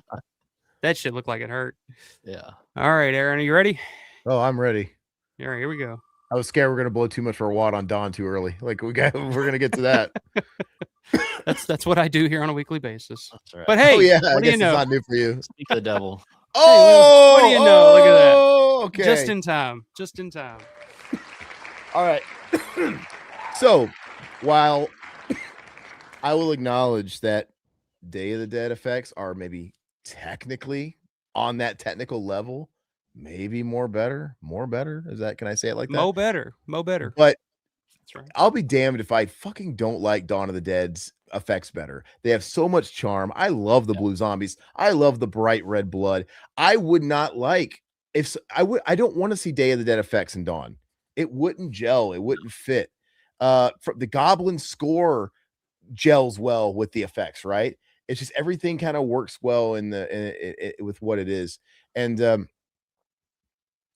don't know. To me, this is the king, dude. And it's got more charm than Day of the Dead. Like I love the Puerto Rican apartment complex, and the idea of like we took a balloon or whatever or a condom and filled it with chewed up hot dogs and ketchup and mustard, and we're gonna do that. I love that, and I still to this day I love pausing on that frame and just seeing it. Yeah, Yeah. seeing that head, that fake It's head. awesome, and that's the shit I love. I don't care if it doesn't look quote unquote real. And going back, I love all the characters of those zombies. It's like I would have bought all of those Playmates action figures if they had them. So I don't really know what else to say. It's perfect. It's a perfect film. It's George's only perfect movie, in my opinion. And if if it really mattered, this thing would be over day too, like on the fucking list. Yeah, I can't fight you on that either. Yeah, I'm not gonna argue. I mean, just the first bite alone, where he bites her arm or whatever and her neck. Man, I was blown away when I first saw this. I'm like, oh my God, that looks so real to me at the time. And then of course you have the helicopter zombie with the head that comes off. I mean, so many cool effects, and geez, man. Everything about this Creative. film. It was never done. It was never that was never been done before. Like of course, helicopter zombie looks ridiculous with that giant Frankenstein head that's about to get charming, dude. But it's so cool. I don't care. It looks awesome. It doesn't have to look real to me. I don't think it's fucking real. It's I don't know. I love it, man. And it's just a special movie. It's not a normal great movie. This is a once in a generation lightning in a bottle film that he could have never repeated. So I don't knock it that, it's his only perfect. He's lucky he got it once, because nobody gets this. And everybody was doing anything right. Everything was firing off on all cylinders. And you had a little bit of that fluke element. Everything worked in the favor for it. I don't care. It's amazing. And the casting too, man. I mean, they could have spent the whole movie in that Puerto Rican complex, and I probably would have loved it too. That would be cool. just give me the movie that took place an hour and a half before dawn. Yeah. Just all in that complex. Yeah, I'm not gonna argue. I love Dawn of the Dead. I think I mean, there is a charm to it, and it's real. I mean, it is the movie that began the splatter craze of the '80s. I mean, it's the movie that gave us Tom Savini. It's the movie that made killing people fun and inventive. Where it's just like, it's like what Savini says when he found out about Dawn of the Dead, when George sent him a telegram and just said, "Hey Tom, we got another gig. Start thinking of cool ways to kill people." And that was it. And that was his job on that movie, was think of cool ways to kill people. And that's what that movie was. And they figured out, you had the blood pressure machine with Tony Bubba, dude. God, it's so great. And the first time you see them like tear apart, Tasso and they, the guy. I mean, it's just like, it's just never that had never been done before, Dawn of the Dead. And then after that, it was like, then Friday the 13th was, Sean Cunningham saying like, oh, hey, let's take, the two most popular movies of the late 70s, Halloween and Dawn of the Dead, and combine them. Let's do that, and fuck, who knew it worked, Well, the 70s is my favorite decade, and I'd seen 70s movies, of course, before and around Dawn, but I think Dawn of the Dead was the first movie I ever watched that made me go, God, I wish I could go back and live in the 70s. Yes. Like I want to live. I want to go to that mall. I want to touch it. I feel like I'm there. I didn't want. You get to here in a few months, my man. Yeah. There you go. I wasn't watching Taxi Driver. I'm like, I want to get me a little kid prostitute and go to fucking the 42nd Street. You don't feel like that. No. But I want to go. You to never felt that way? Mall. Like, man, I want to go to that Brown Derby in that fucking mall in the 70s. What the hell? Yeah. Yeah. Yeah. Steven says, while Day is his seminal work, Dawn is what brought me to the gut munching. The exploding head, the feast in the mall at the end. It's all a wonderful feast of gore and violence. Beautifully put, my man. Chint says Dawn is just a perfect movie all around. What's up, Chint? It's good to see you. And I saw Blake. Blake's been chiming in here. I haven't been able to get in his comments, but yeah, we got to get to this one. Yes, Dawn is the perfect movie. I agree. I will always take fun violence over like uber realistic, like, you know what I mean? Like, I don't. Which I like them both. I mean, they both have their place, but Dawn is just, I mean, everything about it is perfect for me. Yeah. Same here. Sounds like we're not budging. No. I'll fight you to keep that one on there. All right, Todd, you're up. You ready? All right. All right. Savini is telling us to spin the wheel, so we must obey naked Savini. Naked 76-year-old Savini here. Hey, good for him, man. I hope I look like that when I'm 76. I'll probably look like the corpse in the parking lot of Dawn of the Dead by the time I'm 76. Monkey Shines. Oh, Monkey Shine. So, Interesting. okay, here we go. So Everything about we go. Okay, it's my turn. You gotta wait. I love Monkey Shine. No, I'm just kidding. So we go from the best George Romero movie to the worst George Romero movie. Ooh, in my so opinion. this is your least favorite. Okay. This is my least favorite George Romero movie. Effects wise, I think the effects suck. There isn't much killing in it anyways. I mean, what does he bite a monkey on the neck? I mean, that sort fucking of thing. amazing. Just the whole story alone. I hate the characters. I hate the story. I hate the gore. There is no gore really. And just it's a chore for me to get through this movie.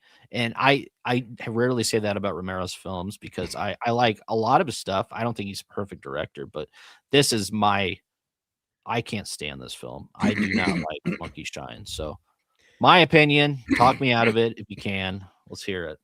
He literally adds nothing to the film. The film sucks with or without him. And in fact, they could have Coming in hot.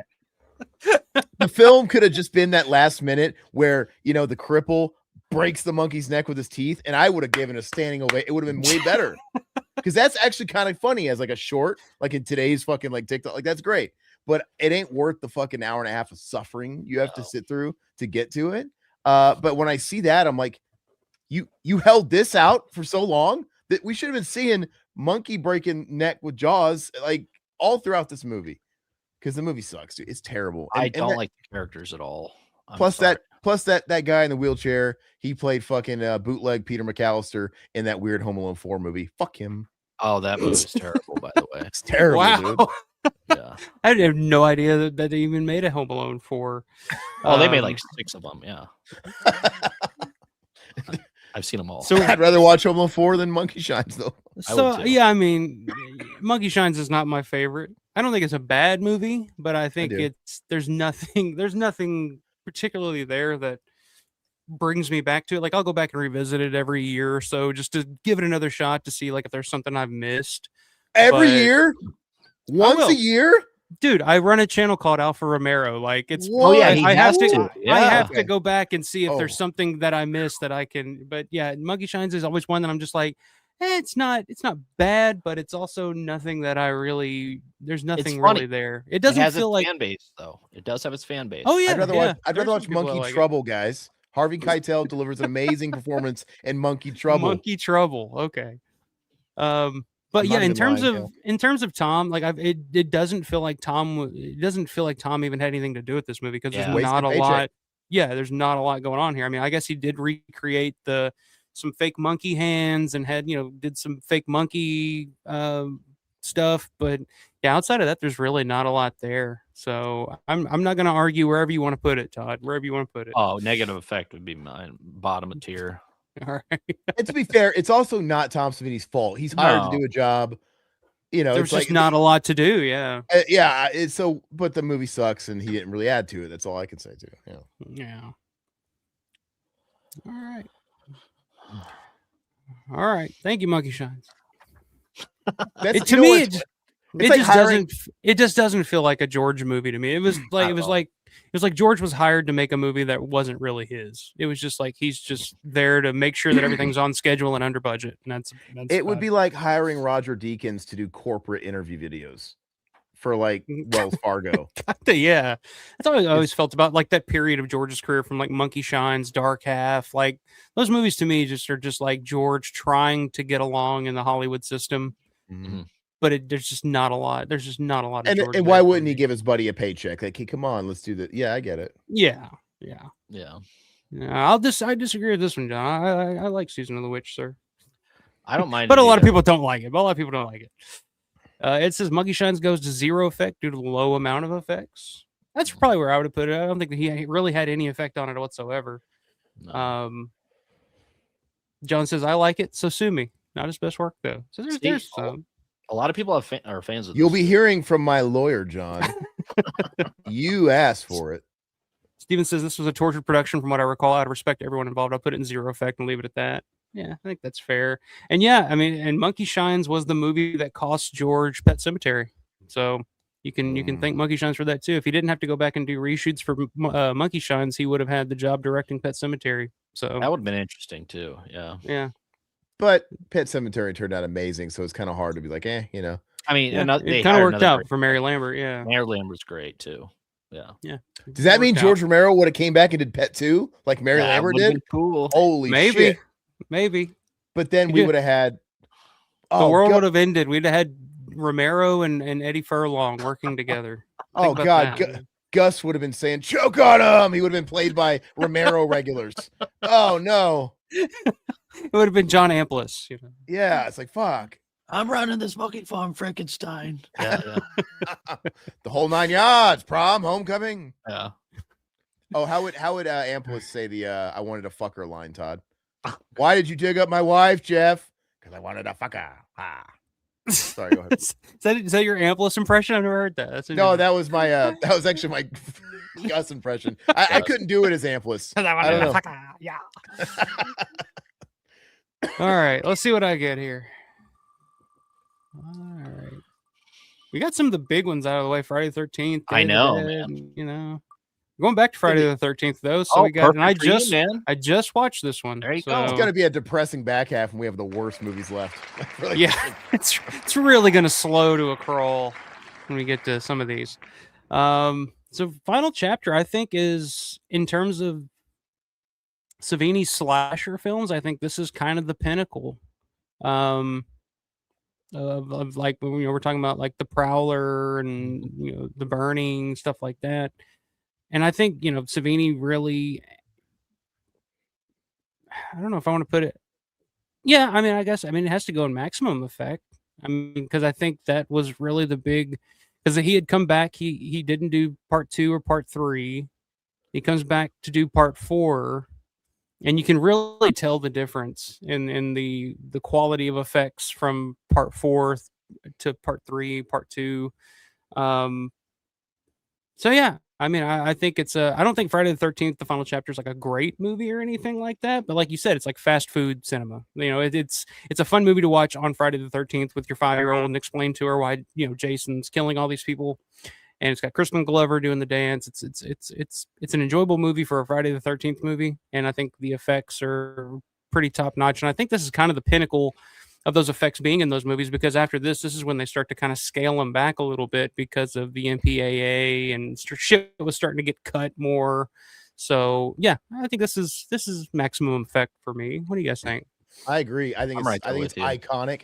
The machete, him falling on the blade or whatever, and going, yeah, iconic. It scarred me as a kid. I thought it was like wild to see that effect. Yeah. Oh yeah, and the look of Jason in that too. Like that was the like one thing that like my daughter was just like freaked out by. She was just like, "Oh my god, it's a monster." She just thought it was a guy in a mask, and then she saw the fucking face, and she was like, "Oh shit." I don't know if that works. I don't know if it's considered hair or makeup, but if Savini's the one that took the Bic to Feldman's head, cherry on top. Amazing work. I love it, man. But I no. This movie, following the theme, because when you compare it to 2, even comparing to 1, but 2 and 3 especially, dude, this movie feels so much bigger. And like you said, by comparison with the effects. Yeah. And even though it's still junk food, it feels like the Phantasm 2, where it's like, oh, this one's got some money behind it, a studio behind it, right? It's great. Yeah, I'm not gonna fight you. I think it's fantastic as well. It's one of my favorite Friday 13th. It's up there, and I love Friday 13th. So, yeah, it's right there. Did they offer him to come back for 5? And after that, like, did he like turn down? I know that they offered him for 2, and he didn't like the idea because he's like, why would you ruin that twist? Yeah. So why did he come back for 4? Was it just cha-ching? And I wonder if they tried to get him to come back. And it was Joseph Zito, and Savini was a Zito guy. Like, because I mean, there's multiple Joseph Zito films on this list. I mean, Invasion USA, The Prowler. I mean, he was, he enjoyed working with Joseph Zito, so I think that probably had a lot to do with it too. If I were he might have also bought into the whole. Well, I might as well come back for the final chapter. It's the last one. Yeah, it was supposed to be the last, the last one. It was the last one that Savini did anything for, so that would make sense. But yeah, I think everybody kind of agrees in here. I didn't know Mary Lambert was from Arkansas. That's cool. She directed Black Sabbath's "No Stranger to Love" music video. I didn't know that either. Dude, I love that video. I love that fucking video because it's just bullshit foreigner cock rock. And then I love how like it's like all black and white, and it's like there's that scene where there's like the object of the affection, and the object is like Tony Iommi. And I love how there's like that babe, and Tony Iommi pulls up in a fucking limo, and you see him giving her the fuck me eyes, and he just rolls up the window. It's a great video, dude. Sorry, it's a great album too. Sorry, I could talk all day long about generic era Sabbath. I know. I was going to say, usually we start these streams for the first hour just talking about music. We didn't do that this time. But Todd usually takes it down a new metal route. I'd rather talk about fucking like, bootleg Sabbath. But come on, man.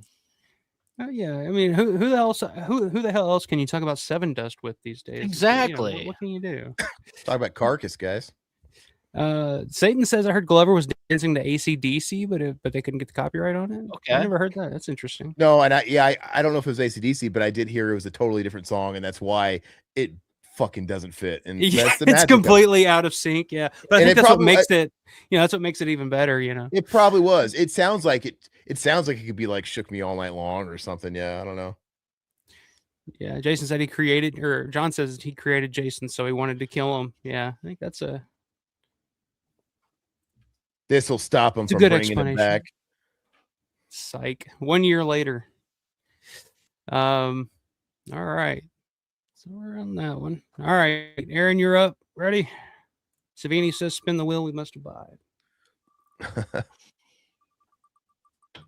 Oh, what do we got here? Trauma? Dario Argento's Trauma. I'll talk Trauma. Guys, I have to admit, I've kind of I've come around on Trauma. I think Trauma feels weird because it feels sacrilegious that we got an Argento movie that's American. It feels odd. It feels a little not right. Like That Boy Ain't Right. But I don't think the movie's bad at all. I don't think Savini adds anything. What does Savini really add to this movie, though? Severed heads. I mean, it's all right. Yeah. But I would have never known. I could have easily never known Savini did this movie. It doesn't feel like Savini's. I feel like anybody could have did this. Did you come away from this movie thinking, "Oh, that was some pure Savini signature there"? No, I don't. Not me at all. No, I don't either. It feels like a higher job, for hire or whatever, But I like the movie, actually. I've come around on it, but I don't really know where I should put it because I don't think Savini was integral at all to this film. So I guess I'm actually going to put it in zero effects. I think that's fair. But I kind of like the movie, but he had zero effect on this film. Well, yeah, I agree. I'm sure he suggested, you should really get shots of your daughter naked. It'll go over great. I would love it. I don't think Dario needed much convincing to get, I don't like this movie as much as you do because I think it's way too long. It's like an hour 50, almost 2 hours. I think it's kind of mid, in my opinion. I think it's solid. I'm not saying it's for Giallo. It's fine. It ain't in the top echelon of Argento films by any stretch. I'm just saying, once I can kind of if I can just get past the whole American Giallo thing, and it feels odd to me. That's always the thing that's the thing that always just never clicked with me with this movie was that it just didn't have that Argento flavor, Something's off. Especially, it's like, it's just, it just doesn't, I don't know, it doesn't feel right. And, the whole, I've heard Tom talk about doing the effect with Piper Laurie when they cut off Piper Laurie's head and they put her on a stool and just had her rotating on the stool with the close up and stuff. I mean, there is some creativeness to it, but I never think about this movie and immediately think like, oh, Savini's effects were in. And I don't even think about the effects, to be honest with you. It's like, it's not like that kind of film for me. Yeah. I agree. Yeah, zero effect. Well, wasn't there a talking severed head, which was pretty ridiculous in that? They had Piper Laurie going like Nicholas or whatever, and it's just like it's ridiculous. That's why they had to have her on the stool doing the thing so her head can say they can say Nicholas, and it's just like, okay, whatever. It never quite worked for me, but whatever. No. If you guys win Alfa Romero's contest, you can buy the Blu-ray from Vinegar Syndrome. I think they put it out, didn't they? That's true. Yeah, I have it. Yeah, there you go. Yeah, that's the one I have too. So yeah, I don't see anybody really arguing against it. Steven says not awful, but far from groundbreaking. Zero effects probably going to be the consensus. Yeah, I mean, like if we're comparing it to his American brethren, Romero, it ain't monkey shines, but it's Bruiser, maybe. This is true too, Bruce is way Rich. Rich says, I believe Savini also designed and built the device the killer uses to decapitate victims. Mhm. Never bought into that, as the motor wouldn't be strong enough. Yeah, that's true. That's true. I feel like I got to watch it again through the Savini filter and really pay attention. Like, okay, Savini, but Like the head instead of Nicholas, it's Savini. Okay. All right, Todd, you're up. Yep. Spin the wheel.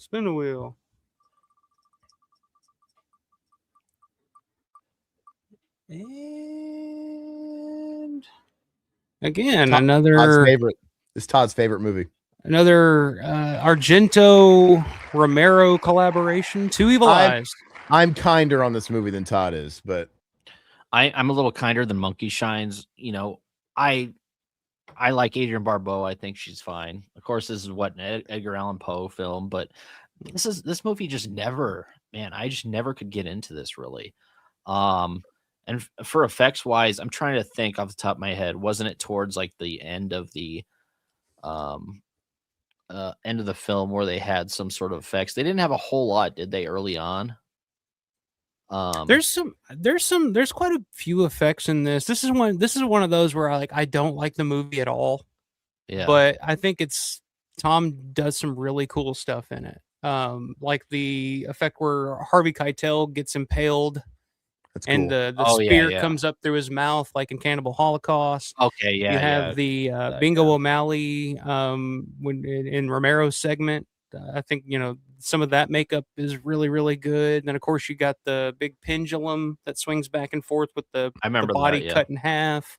And then of course the body that they find in the wall. I think effects wise, I mean, I would say minimal effect. Me but too. That's Todd's. I think it's minimal as well.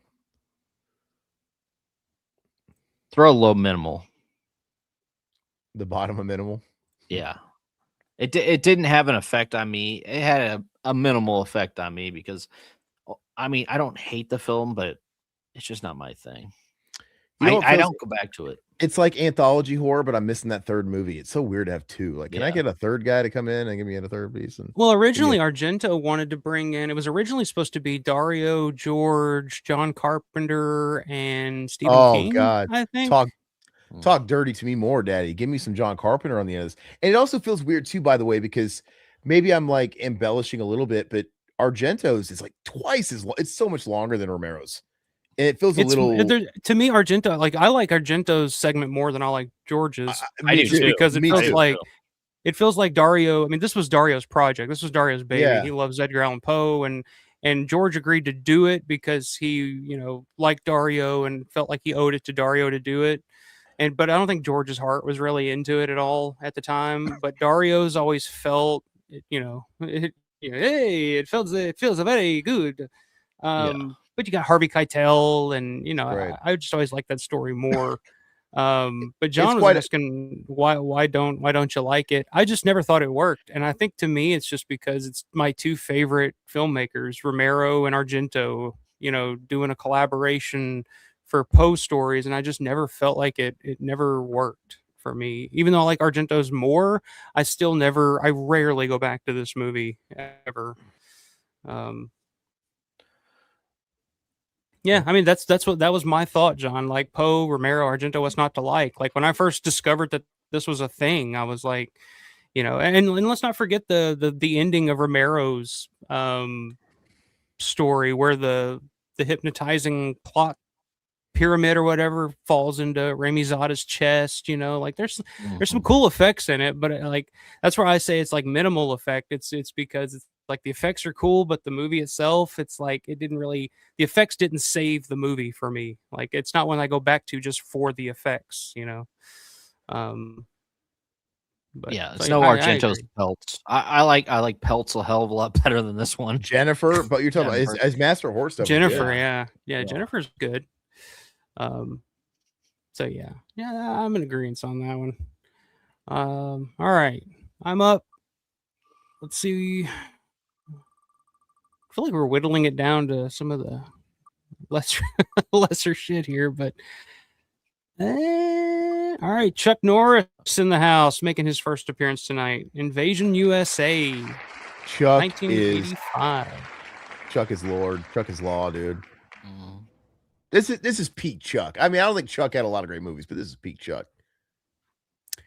I'm not a big fan of this movie. I just, to me, it just, I mean, I guess it is what it's supposed to be, but to me, it just feels like a bunch of shit just blowing up and Action USA, baby. Yeah, I love it. It sounds like action in the USA.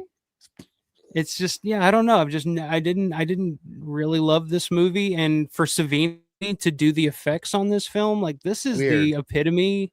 It's the epitome to me of zero effect, because it doesn't. There's no effects. I mean, there's a lot of squibs and a lot of people get shot, but there's nothing creative about it. Like it's just it kind of is what it is, you know. The last kill's cool though. I mean, he explodes or whatever out the window. So I do appreciate that. But yeah, there's like over 200 people that died in this film. It's action packed. It's also fun, not. dude. It's not to Alpha's point. It's not really Savini's wheelhouse. He doesn't. No, do it's action. not Savini. He doesn't do action, violence, and all that stuff. That's not. It is weird.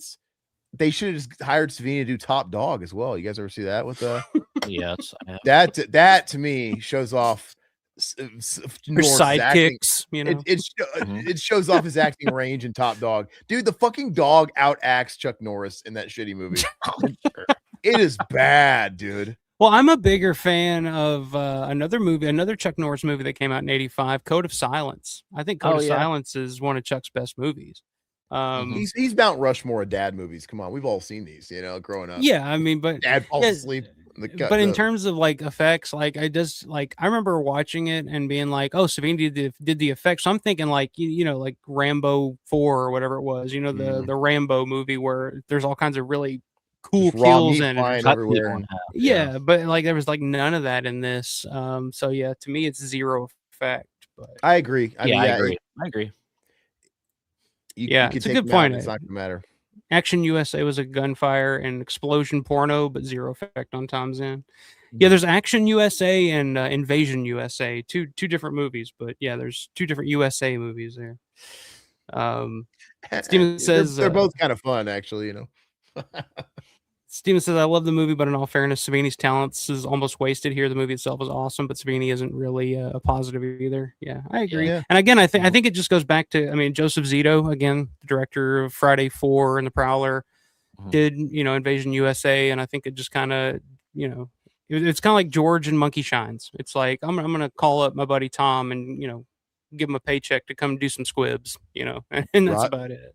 Paying Roger Deakin to do corporate interview videos. That's just. There you go.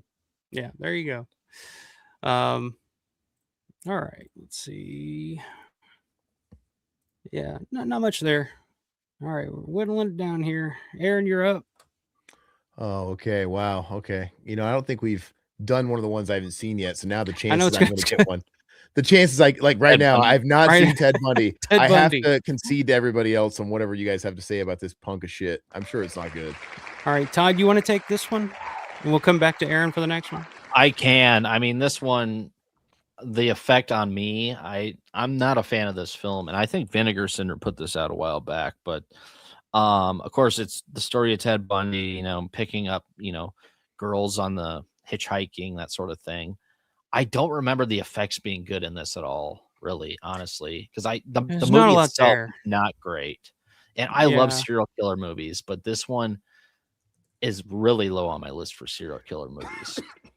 Yeah, it's one that I just watched for the first time, literally before we got on here.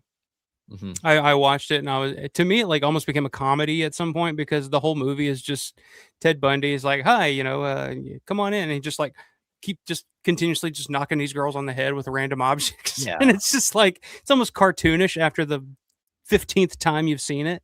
But in terms of effect, I mean, Savini does have a cameo appearance in this movie as a detective. But yeah, in terms of effects, and especially for 2002 or whenever this came out, Savini really wasn't doing a whole lot. So it's kind of weird that he would have agreed to do this movie. But yeah, I don't. There's not a lot to it effects. There's just a lot of bloodshed, but there's not even really a whole lot of that. So Can I ask you a question to follow up on what you just said? By the way, I've always wondered it. I guess if anybody knows, it's you. Why did the phone stop ringing for Tom Savini? It doesn't seem like he retired, but why did people go? People went to Nicotero and all, but he just wasn't the guy anymore. Like, why is he? From my understanding, after Night 90, he wanted to transition into being a director. He wanted to direct more so than effects. And of course, by 1990, the MPAA had already stepped in and it really started pretty much cut Savini out of a job. Like all the stuff that he was doing in the early 80s, you really couldn't do in the 90s because the MPAA would step in and say, no, you can't do that. I mean, perfect example is Ted Bundy. There's not a lot there. And the stuff that you may have gotten away with in the early 80s, you couldn't do by this time period. Although this was early 2000s. So. Didn't Pulp Fiction kind of open that door? Like, okay, violence. Yeah, a little bit. And there's one on this list, Killing Zoe. I mean, that's Roger Avery. That's one of the guys from Pulp Fiction that got Tom to do some of the stuff in that movie. But it's really anything outside of just explicit gunshots or bloodshed would get immediately just like fucking wiped. So by the time Savini did Night 90 and he wanted to transition to directing, but Night 90 didn't quite work out the way that Tom hoped. And then Tom was going through a really nasty divorce at the time. And so he was kind of just like a full-time father after that. So he stayed in Pittsburgh as opposed to moving to Hollywood like everybody else did during that time period. So it was really just more of I'd rather just stay here and be a dad and focus on other things than trying to find a job in an industry that doesn't really exist anymore. Because you got to think like even K&B in the 90s was doing stuff like, Dances with Wolves and, whatever they could, they would just create like, oh, here's a buffalo that you can put in this movie. They'd kind of taken over that aspect, whereas like the splatter and the gore and stuff really wasn't, really wasn't a thing in the 90s anymore. So follow-up question. Why didn't he do Land of the Dead? Did George offer him to do Land of the Dead, throw a bone to an old friend, or did he just not want to do it? I know he had the cameo, but why did that go to Nicotero? I think it was just more Tom wasn't doing that stuff anymore. Tom had the school going, the Savini Effects school, and he was more focused on acting at that point. Because he'd come up from Dusk Till Dawn and was doing like Planet Terror and was trying to find more acting roles at that point. He's very funny in Planet Terror, to be totally fair. Yeah. So I think by 2005 he was just kind of out of the game at that point. Like he was just like I'm not doing effects anymore, which is interesting why he did this Ted Bundy movie with, like I said, there's not a whole lot there really to it, but it is interesting that he decided to kind of come out of, which is weird because they could be I'm sure they were throwing a lot of work at him coming off Walking Dead when that was really hot. Like, I mean, and AMC, HBO, I mean, they're all starting to show gore at the time. It's like, you think Savini would be living large then if he wanted to do that? And around that time period too, early 2000s, mid 2000s, like he was attached to so many movies to direct. Like he was originally going to direct a movie called Island of the Dead that never happened. He was going to direct a remake of, what was it, Nightmare City, I think he was originally attached to direct. Like he was attached to direct quite a bit, but just nothing ever came of it. So he just kind of, that's when he was just like, fuck it, I'll just act and wherever I can act, and then do conventions. Sure. that's going to be my main source of income. Edward Baggett just chimed in on the Tom Land thing. Is there truth to that? Tom said he was going to do Land, but it kept getting pushed back, so he went on to other things. I've never heard that. I've actually never heard that. That's a question for a convention. Maybe we'll ask him at Living Dead. I want to know, like, what you said. Yeah. Because I remember if you listen to those commentaries, like the Dawn of the Dead commentary and stuff that they did in the late 90s and stuff, when George would always bring up, I got another one that I want to do. And Tom would always like, okay, well, let me know and I'll be there. I'll be there. And that's one of the things about Land of the Dead when it came out that I was kind of disappointed in, that Tom didn't do the effects for it. I was always like, oh, I thought Tom was going to do these effects. I love Greg and those guys, but it just didn't feel right to me for a Romero zombie film to not have Tom Savini doing the effects. But, Yeah, the one thing I wanted to ask you, did he end up finishing Night 90 or did Romero finish that film? From my understanding, I mean, he directed it. I mean, it was his film, but by the end of it, they were so far behind budget wise and time wise that George kind of stepped in at the last minute and kind of was like, okay, we need to cut this out. We need to cut this out. We need to, George kind of stepped in as the veteran to say like, okay, we don't have the time and the money to do all this stuff. So let's consolidate everything that you want to do. And it just kind of, so George kind of stepped in and kind of helped Tom finish it, but it was Tom's movie. Because I saw the specials features on the new 4K that came out, and it sounded like I didn't know all that stuff about how Tom, was going through like hard times with the divorce and all that stuff, and then George got into there, and he ended up. I don't know if he finished it the whole ending or not, or Tom, he just helped out Tom. So I was just kind of curious of that whole process. George was only there at the beginning of the shoot. He was there, and then he left to do it wasn't Two Evil. It was Dark Half. He was writing Dark Half at the time. And then at the end of the shoot, he stepped in and was like, okay, you're really behind here. Let me see if I can help you get back on track type of thing. Gotcha. But, okay. Yeah, see if you can find that, Ed. So I'll look up what Tom said, try to find it again. Yeah, I'd be curious to see if he actually said that somewhere outside of like a commentary or something, because I've never actually heard that. But where would you put Ted Bundy? Put it, you know what? Put it negative effect. I'll put Monkey Shines ahead of it. Put it right there. Yeah, there you go. All right. Wow. I've never seen Ted Bundy, and I agree. Yeah. Okay. It's just the way it's gonna go. It's like wallpaper. It's just there. Like there's nothing about it that's just very like, bland. wow, it's like all those movies from that time period. They seemed like there was like 100 of those movies. Where it's like you had Ted Bundy, Ed Gein, Dahmer, Gacy, you had Gacy, you had all those movies that came out like direct to DVD fucking movies that came out around that time. And some of them were good, fun, but this one was not, in my opinion. Yeah, I wasn't blown away by it. Okay, so we skipped Aaron, we skipped you so we could talk about it. So Aaron, we'll go back to you on this one. Cool. Then I may or may not have to step away to help my wife with something for 2 seconds after my turn here. Okay, no problem, man. We get it. I've been there. I know. All right, the burning. I'm getting lucky, man. Getting the films that I know and I like, and I've seen. I'm trying to dance around like 4 landmines here, and been doing all right. I like the burning a lot, and I think, like I said, it's better than Friday the 13th, the first one. I don't think I don't know if it's better than Friday 4. Thompson worked there. I don't think it's a better movie than Friday 4, maybe necessarily, but I think it's good. I think his charm is there. I think the movie's really good. And as far as Camp Crystal Lake knockoffs, you can't do much better than George Costanza and Holly Hunter. And I think it's great. I think it's a good movie. It's a fun movie. It's just another junk food film. And I think Tom adds to it. The kills are fun. Yeah.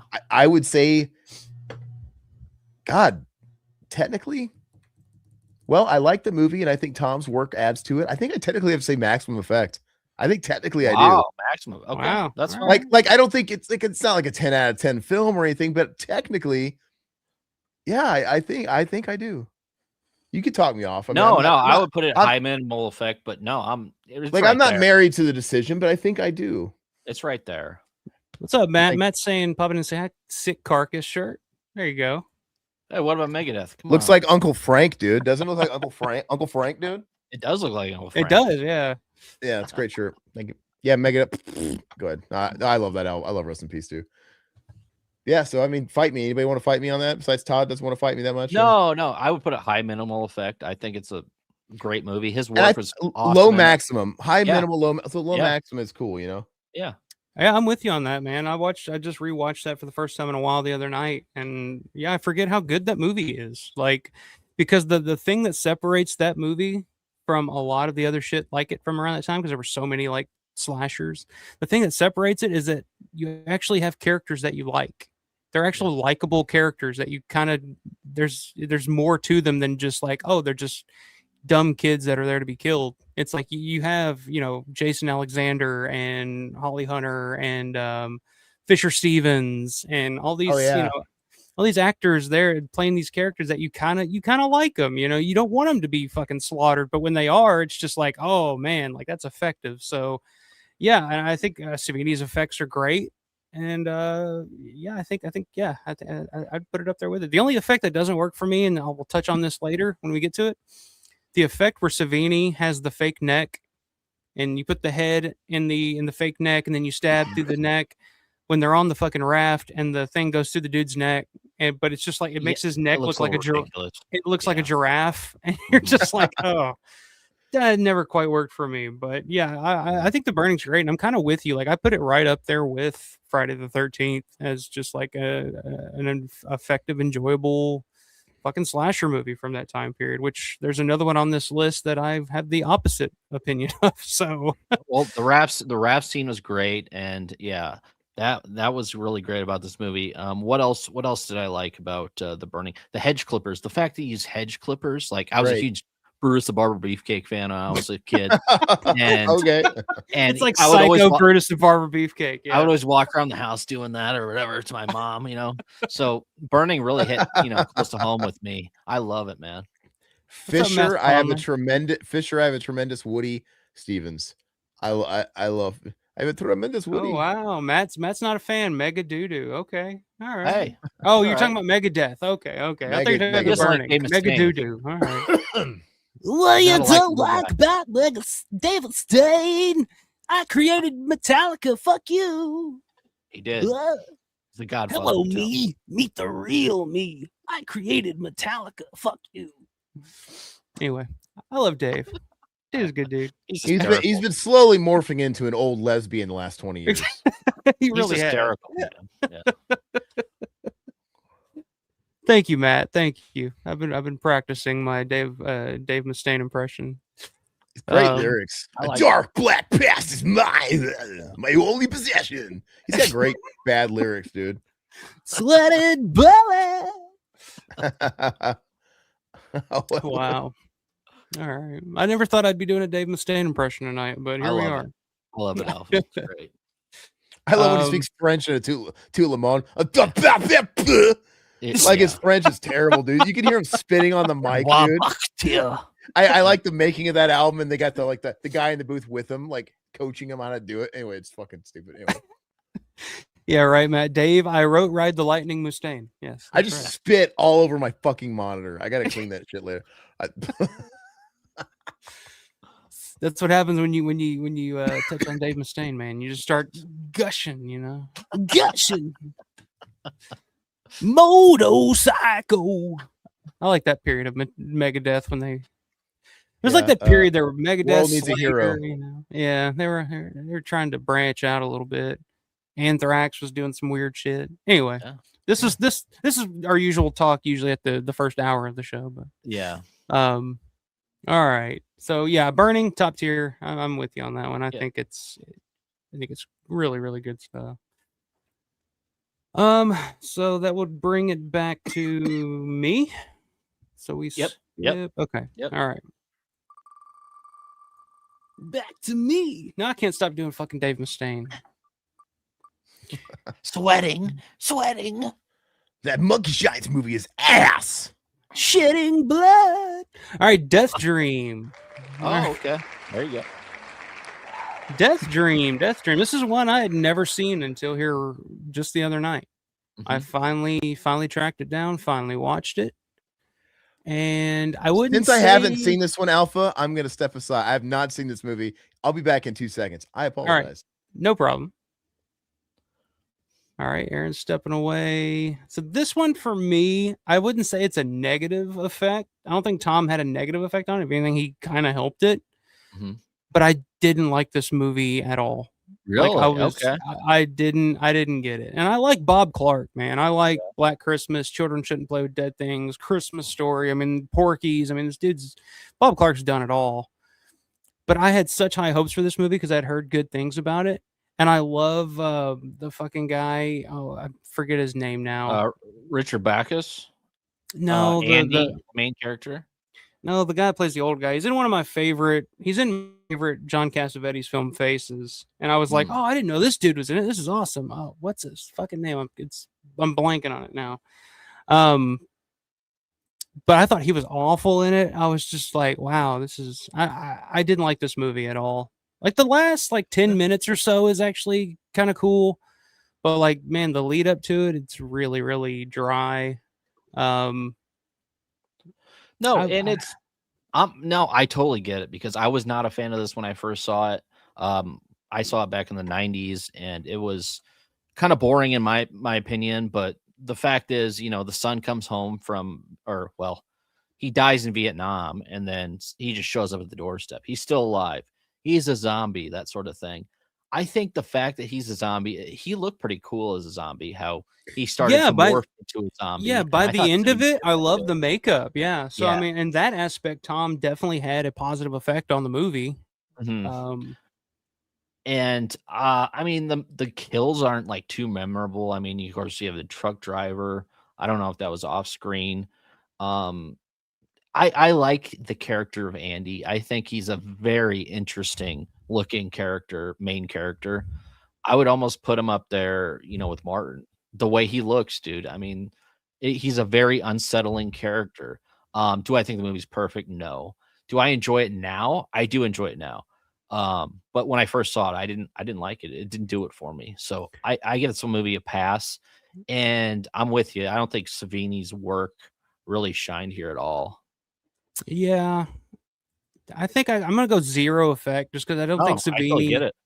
Savini didn't save the movie for me at all. Like, it's not when I'm gonna go back and be like, oh, I got to see that, awesome, kill and the or whatever. It's just kind of, and I mean, this was early Savini. Like, this was his second movie 74, that he ever yeah. did. Yeah, so it's just like, I wasn't blown away by it. So No, I get it, man. It's definitely, has its own unique fan base.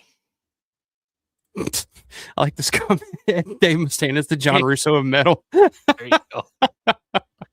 Yes, Edward. Yes. At least Mustaine made some good shit. I don't know. He's a goofy guy. I don't know. Weird people. I find weird people interesting. Let's just say that. So I do too. Yeah. John sends 0, and the movie isn't good either. Yeah. Wow. Okay. Satan says I like Death Dream. Yeah. Yeah. Like I said, I always heard good shit about it. Minimal effects, says Satan. Bonnie loves the Mustaine impressions. Thank you. Yes. Well, I used to know a guy, and believe it or not, he's actually dead now. But he was a guy. He was a huge Metallica fan. He was in a band that used to play. We used to play with his band a lot back in the day, and he was a bass player. And he was telling us a story about one night he was shitting blood, and because he used to drink. He was a crazed alcoholic. Yeah. And he would drink so much, and he was like, "Oh, one night, man, I was shitting blood," So it was always like this. We always had this joke where it was like Dave Mustaine was like shitting blood. so that's like always goes in my head. But R.I.P. That dude's no longer with us, believe it or not. But he's not sweating bullets. He's shitting blood. Yeah. Shitting blood. Steven says, I have to disagree. I enjoyed the movie overall, but I will give on the fact that it drags in certain spots. Some important early work for Savini, which would lead to greater things. I think the other film that he did around this time period with these same folks is better, 10 times better. But we'll get to it. But yeah, I just think zero effect for me. Like, it didn't save the movie at all for me. I've always been a mark for those old, 70s films like the Vietnam vet coming home from war, that sort of thing. And but this one, I mean, like I didn't know he was a zombie at first, and then he started to kind of morph. It has its issues, but I don't know. The longer the years go on, I find myself going back to this and actually liking it a lot more than I did. Yeah, like I said, I just now recently saw it for the first time. I had high expectations, so maybe revisit it later on. Maybe I'll have a different opinion Down the road. But I don't know. It just didn't work for me. Yeah, I don't budget. All right. Well, Aaron is in the process of being reamed by his wife, so we'll skip him. We'll go to you, Todd, for this next one. Let's do it. All right. Let's see if he survives the night. Now, man, I know what it's like, man, dealing with 7-month-old, like, for the first time. Yikes. All right, Maniac. Oof, what can be said about Maniac? William Lustig directed Maniac. You have Joe Spinell in there. Savini's work in this is phenomenal. I love it. I love the old, grindhouse look, 42nd Street. This movie is so unsettling. I put this up there with like when it comes to serial killer movies, when it comes to horror films, this is what I think about. Like stuff like characters that can actually exist to this day that are living in a dingy apartment in New York City that go out and stalk women.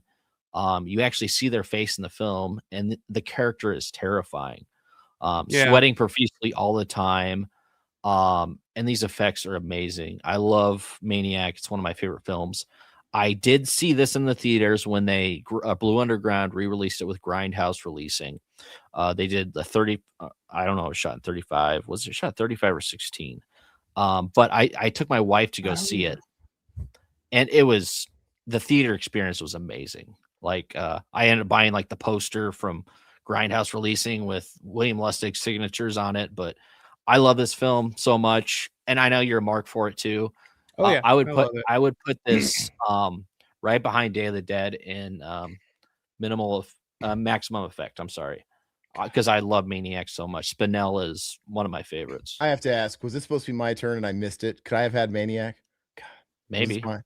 Do you want it? Do you disagree? No, I think Maniac's awesome.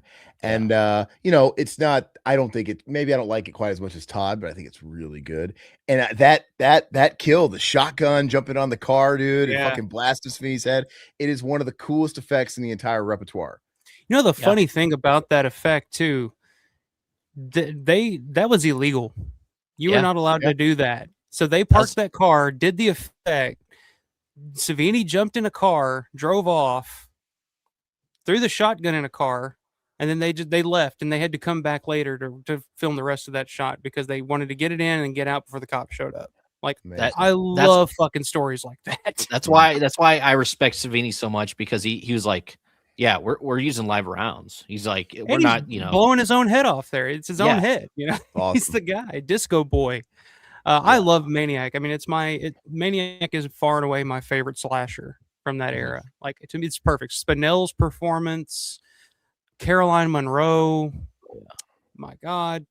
I love just the vibe of it. It feels grimy and dirty in the New York City setting, and it's really, it's to me, the score from Jay Chataway I think is amazing. Yeah, and I think Savini puts this movie over the top. Like if it didn't have Savini's effects in it and all the shit that he does, I mean, they pulled Spinell's head off. You guys know the Spinell head story, right?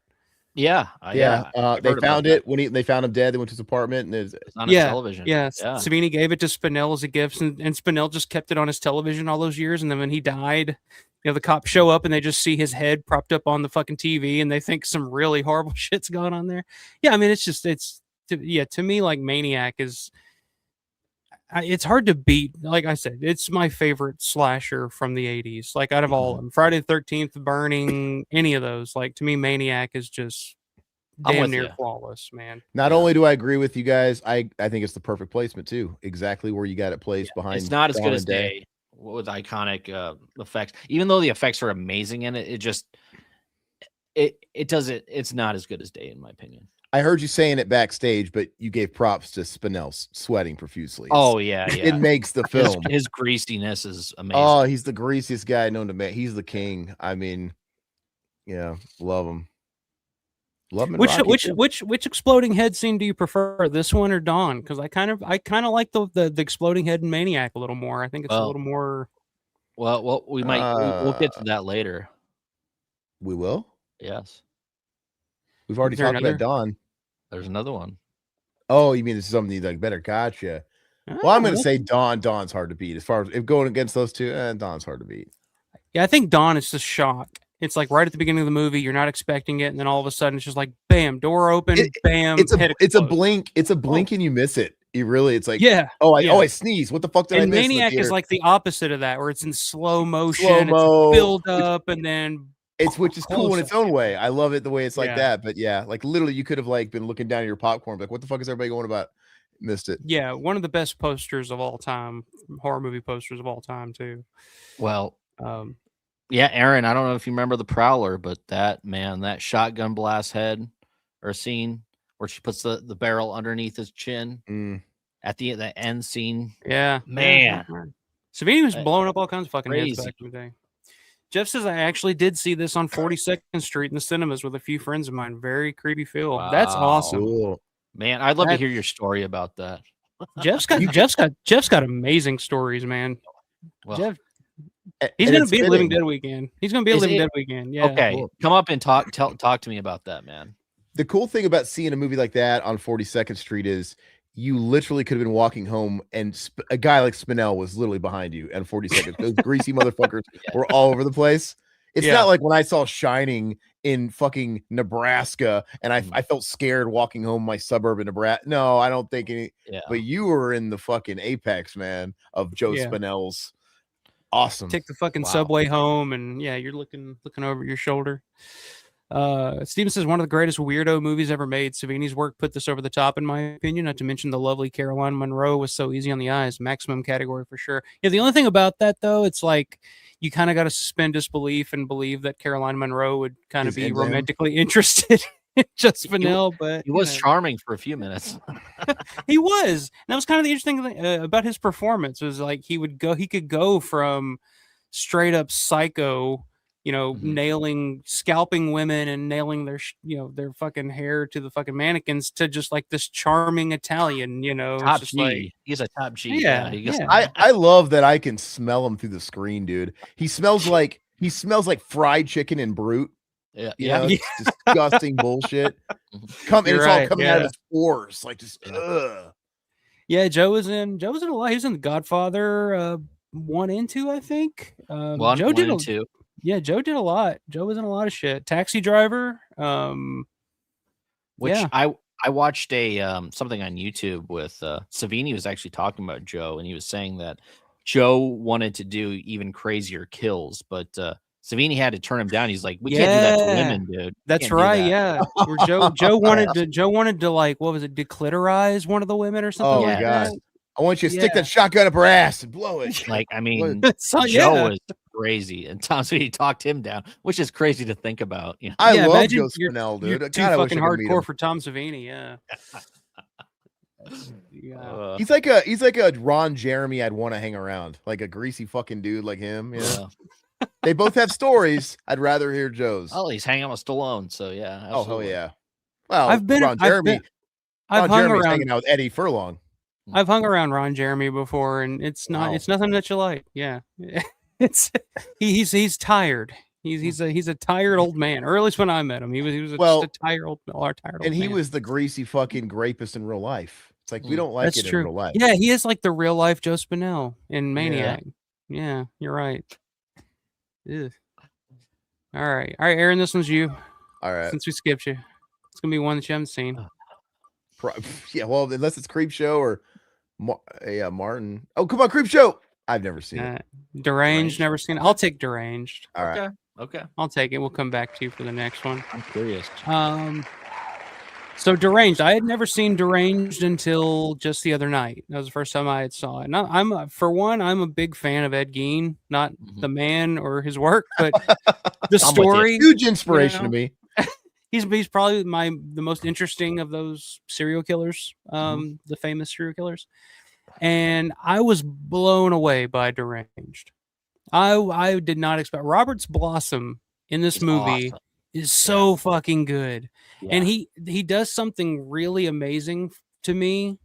At the beginning of the movie, you can see him starting to really lose it, but there's a sympathy that you feel for him. There's like a charm to them that you're kind of on his side still. You're kind of like, oh, but by the end of the movie, he's so goddamn 180 to the other side of just like so psychotic that you're like, oh no, he has to be stopped. Like somebody kill this motherfucker. His performance in that is so fucking good. I love this fucking movie. I was blown away by it. Yeah. This was Savini's first job, 1974, his first effects job. In terms of Savini's effect on the film itself, like I said, the movie I'm a big fan of. I was very, very surprised how much I like this movie, but I didn't feel like Savini added all that much to it. I'm So with I you. would I'm put with it in minimal effect on this one. No, and I'm right there with you. Like for Savini himself in this film, the end scene with the corpse in the barn hanging or whatever is really effective, really cool. I love this film so much. I love the narration with the guy in the beginning.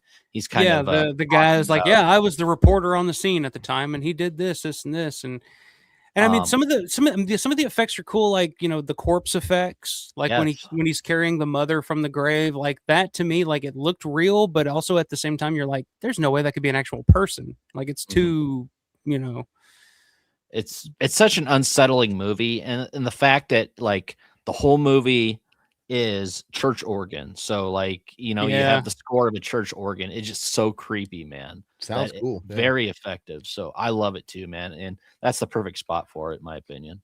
Yeah, I don't. It's not one when I do revisit it, because I will be revisiting this movie. It's not going to be because of Tom Savini. It'll be because of Robert's Blossom.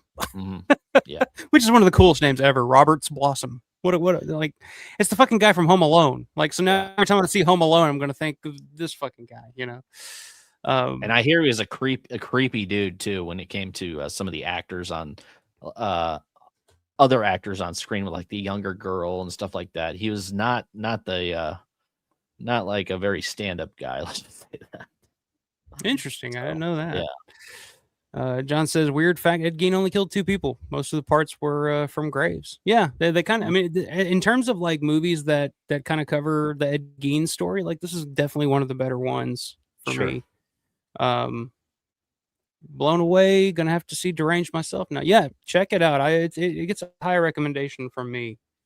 1974. I love the look, and like I have the 4K. It looks amazing too. So yeah, I'm definitely gonna be buying that one at some point, because I just watched it. I think it's available on YouTube actually. If you look it up, I think it's available. That's where I watched it. So, all right, Aaron, back to you. We got 4 more left. Let's see if we can land on one that you've actually seen here, which I think we're down. There's only one on here that you haven't seen, I think. Yeah, haven't seen Zoe. It's been forever. You got Martin. I've seen Prowler. I mean, I know you've seen Martin. So I've seen Martin. I've seen Creepshow, of course. Yeah, so Martin, great film. We did a commentary on that with Alpha on our channel. This is one of those movies, man, where the first time I saw it was I just wasn't base pilled enough. My fucking frontal lobe wasn't developed, brother. And I was like in high school, and I hadn't made it to these sorts of films yet. I don't think this is the kind of this. If you're just like a young horror fan, I would never give Martin to like some 10-year-old that likes Freddy. It's not the right like place. Yeah. But it's a movie that, as I've watched it, you get new stuff out of it, and especially as an older head now, I get it. I get the movie. I think it's a fantastic movie. I don't really, just to be honest with me, does Savini really add that much to it? How much does he really add to it? This is one that I would put in negative effect. Hot take. Yeah. But I think Savini is actually, he detracts from the movie. Yeah. Yeah. I think the effects, the stake in the throat never worked. The stake in the heart at the end of the movie, I think looks terrible. It looks weird. It looks weird. It doesn't, it does not work. The only effect that really works for me, and I love Martin, it's one of my all-time favorite movies, but to me, like the weak link of Martin is, it's not John Amplis, it's not Romero, it's Savini. It's his effects in the movie. Like I don't think I think the movie would actually benefit if they were cut out. You got me convinced. All right. No, he does, Negative. man. Me too. He got me convinced, because I'm right there with him now. Yeah. The only effect that works in that movie for me is at the beginning of the movie when he takes the razor blade down the woman's arm and the blood comes out. Like that works. The rest of the movie, like all the effects and stuff, I never looked good to me. So he doesn't help the movie necessarily. So yeah, there you go. That one's pretty one and done and easy. Wow, I thought I'd get some pushback for that one, but yeah, I've always felt like you're totally 100% right, though. I mean, the movie's amazing, but it's just like Savini's just. What did Savini bring? Yeah, cool. John disagreed. Best stake to the heart ever. I don't know, man. That effect, it's like the way they shot it. It's like the stake is going in through the stomach, and then it looks so weird. It looks and he hammers so fucking weird all the way down. So it just never. It never. Homer, that's his crotch. Oh, remember when Homer was doing that to Mr. Burns Dracula? John, the best steak in the heart is Paul Rubens and Buffy.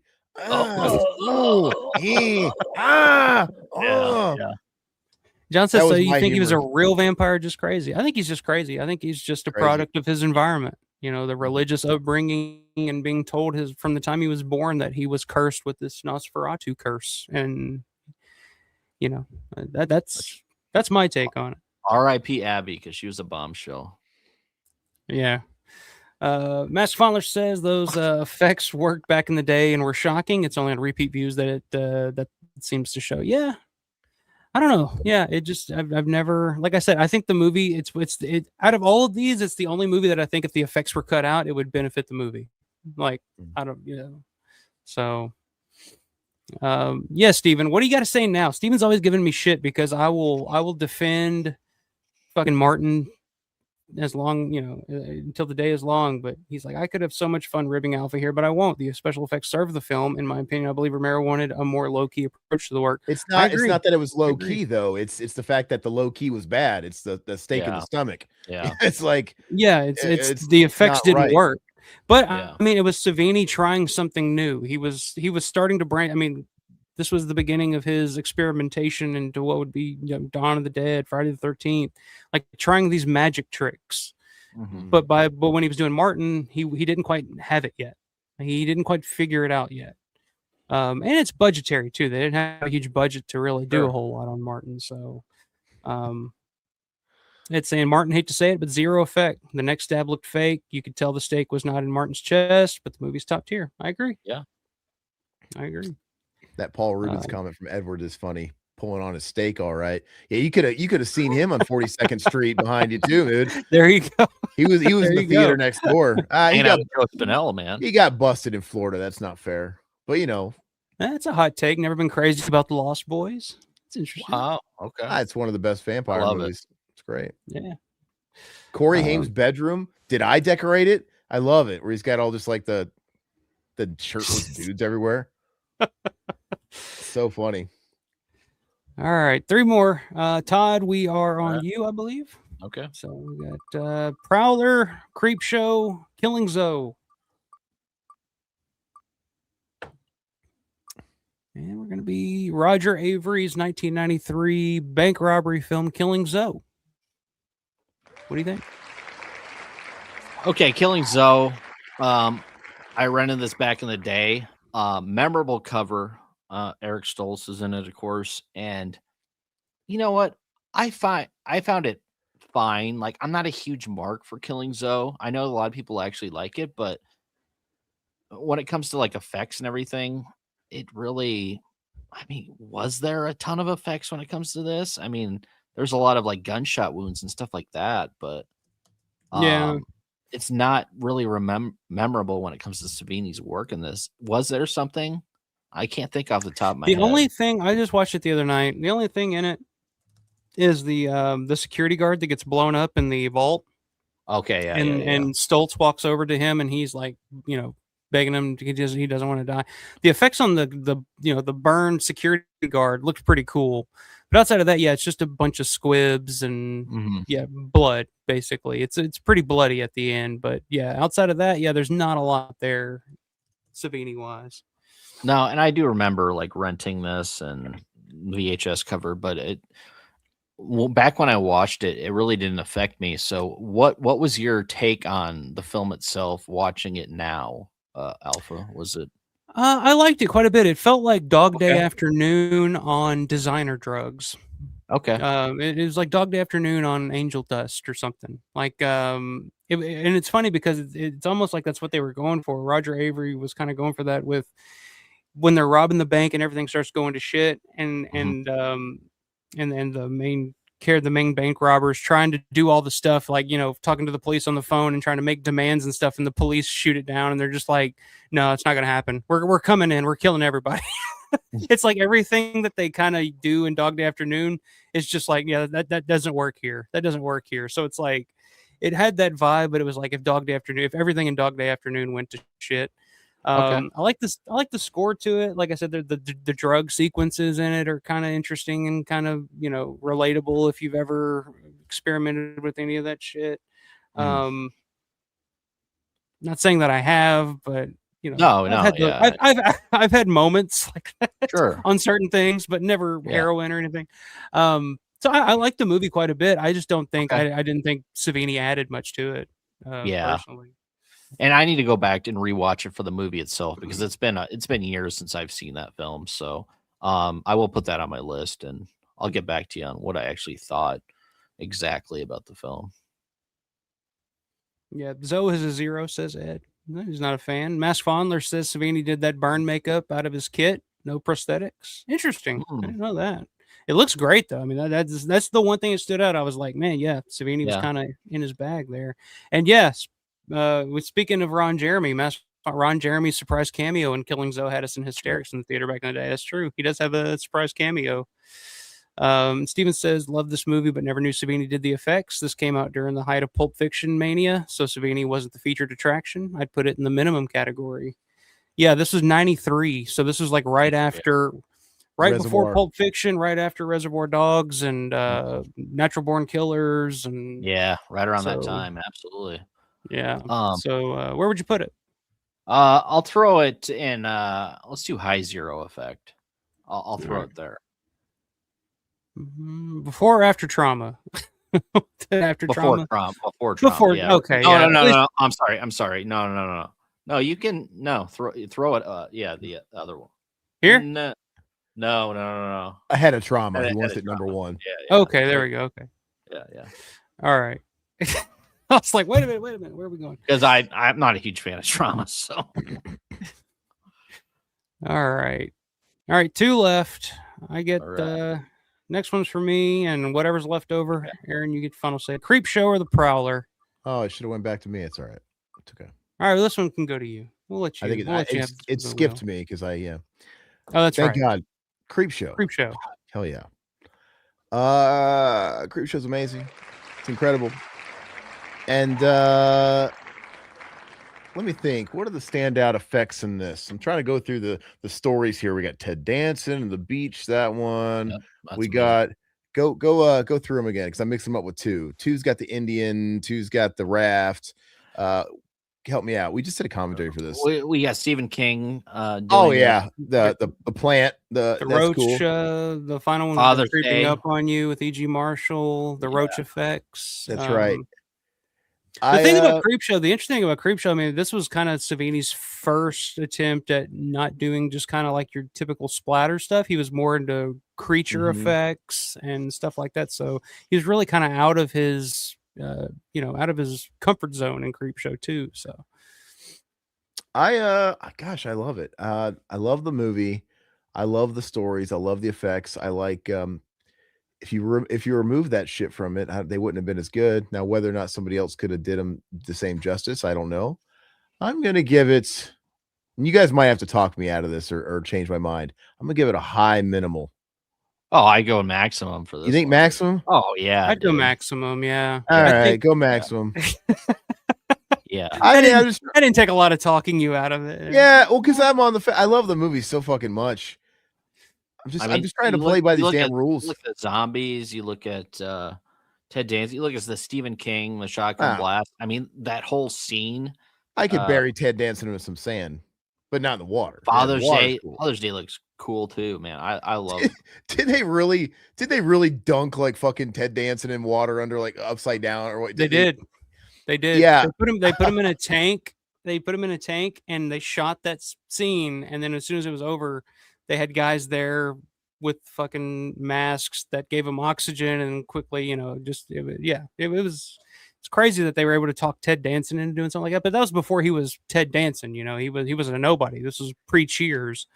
But yeah, to me, like Creep Show, it's Savini out of his comfort zone, and you got Fluffy from the crate. You got the roaches is terrifying. Yeah, the roaches coming out of E.G. Marshall's throat and all. It's just like there's so many fun effects. It's such a comic book movie. Mhm. And it's just one of Romero's cherry films. He's got a few under his belt. This is one of them that are like. And the thing about Creepshow, I really never good. really noticed until recently watching it again, is like every shot in Creepshow feels like it's out of a comic book. Yeah. Like you could animate every shot in that movie and it would fit perfectly into a comic book. And I think I just think it's brilliant. But yeah, I think it's to Savini. If you ask Savini, it's his. He says it's his best work, even above Day of the Dead. Like it's his favorite thing he ever did. So, yeah. Here's a hot take. The Crate's the weakest segment in the Creepshow series. That's a hot take. Yeah. Yeah. I think it is too. Wow, really? It's not my favorite. Whether it's part one, because I love Creepshow 2 as well. But I would say between 1 and 2. Yeah, there's something about it. I mean, I know it's got some of the iconic imagery and stuff like that with the thing, but amazing actors and everything like that is not mine. I didn't get into it. Satan says I think cockroaches. Creepshow 2 benefited by trimming it down a little bit. 3 stories and keeping it to the 3 stories. And I just think because the Crate's the last one, right? In Creepshow 1, is it right? No, Crate second to last. Second to last, yeah. Second to last. I don't know. You start feeling it, like it's like that one feels long, and it just wears down a little bit. There you go, Ed. Ed's saying it's above top tier, so he's right at the top. Although some people are saying minimum, maximum for the cockroaches, but minimum overall, says John. Steven says again, peak Savini. This was during his great run. The creature puppet alone puts it in the maximum category. Yeah, I mean, like I said, it was his first time ever trying to do any of this shit, and I think he just knocks it out of the park. With the fluffy and If I remember correctly, with the Crate, because they're not evenly paced, and I think the Crate was much longer. It's the longest segment. It's much longer than the rest of them, and I just feel the weight, especially at that point in the film. Like, yeah, I don't know. The pacing was throws it all out of whack. All out of whack, but I think it's in a perfect spot right at the end of maximum. Here's a hot take. What do you think, Creepshow 2? Which one do you like better, Creepshow 2 or the original? I don't know. Yeah, sometimes I might say sorry, Alpha. Sometimes I might say Creepshow 2. I think it's paced better. The Raft is unfuckwithable. Yeah, I think the Raft is awesome. I think the Raft is right up there at the top of all those stories. I agree. If you removed the Crate, I think and you leaned up the first one more, we might have an argument. But I don't think the cockroach one fucks with any of them on 2. Like I think the other 2 in Creepshow 2 are awesome. I think all 3 are awesome on Creepshow 2. It's close, man. They're both fun. I like Tom Savini as the fucking creep or whatever. I like those. The Hitchhiker's fun. I like the weird. I like the weird low budget. I never liked old Chief Woodenhead. That story to me is just like goofy as shit. That's what I like. Fucking nerd. It's just like it's fun. It could have been like an Are You Afraid of the Dark episode 2. Yeah, that's what it feels. It feels more like a Goosebumps or something. Yeah, but I also like the low budget Don Bluth style animation that they went with in this one. It's fun. I will say I like the score for Creepshow 2 more than I like the original score for Creepshow, and I love John Harrison. Okay. But the main theme for Creepshow 2 is one that's always stuck in my head. And it's Rick Wakeman, who also did the score for The Burning, which is another great score. So, yeah, I think I'm a big Rick Wakeman fan, but we're down to the Prowler here. You gotta spin it. Final one. I gotta spin it. Just because Savini's telling me to spin the wheel, I gotta obey. I gotta see Savini one more time. I gotta see Savini go around one more time. And you know what? It lands pretty perfectly right here, right? Dead smack in the middle. And before you talk, Alpha, I have to tell you, I remember liking the movie pretty well. I don't remember it to the degree where I can judge the effects. I just too hardcore. I mean, to be honest with you, so I don't really know what. Of which one? The Prowler. Oh, that's Alpha's, isn't it? Yeah, but I just wanted to say that. I want to throw it out there. I don't remember the effects that well. It's been so long since I've seen it. I'll say the effects are the only thing worth watching this movie for. Okay. The movie itself is fucking boring. It is a snooze fest.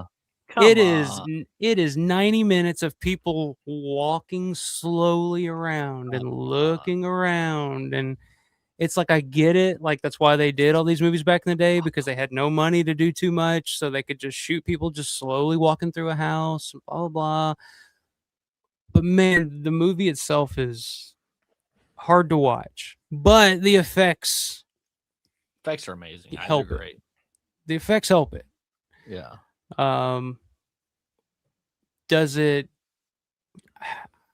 I think I would put it minimal effect, because I think the effects are so good that they're like, to me, like, when I, like, especially when I was younger, watching these type of movies from this time period, the whole attraction to me was, how did they do that? Oh man, how did they do that? And there are a number of effects in the Prowler where, like, even now watching it, I'm like, oh shit, how did he do that?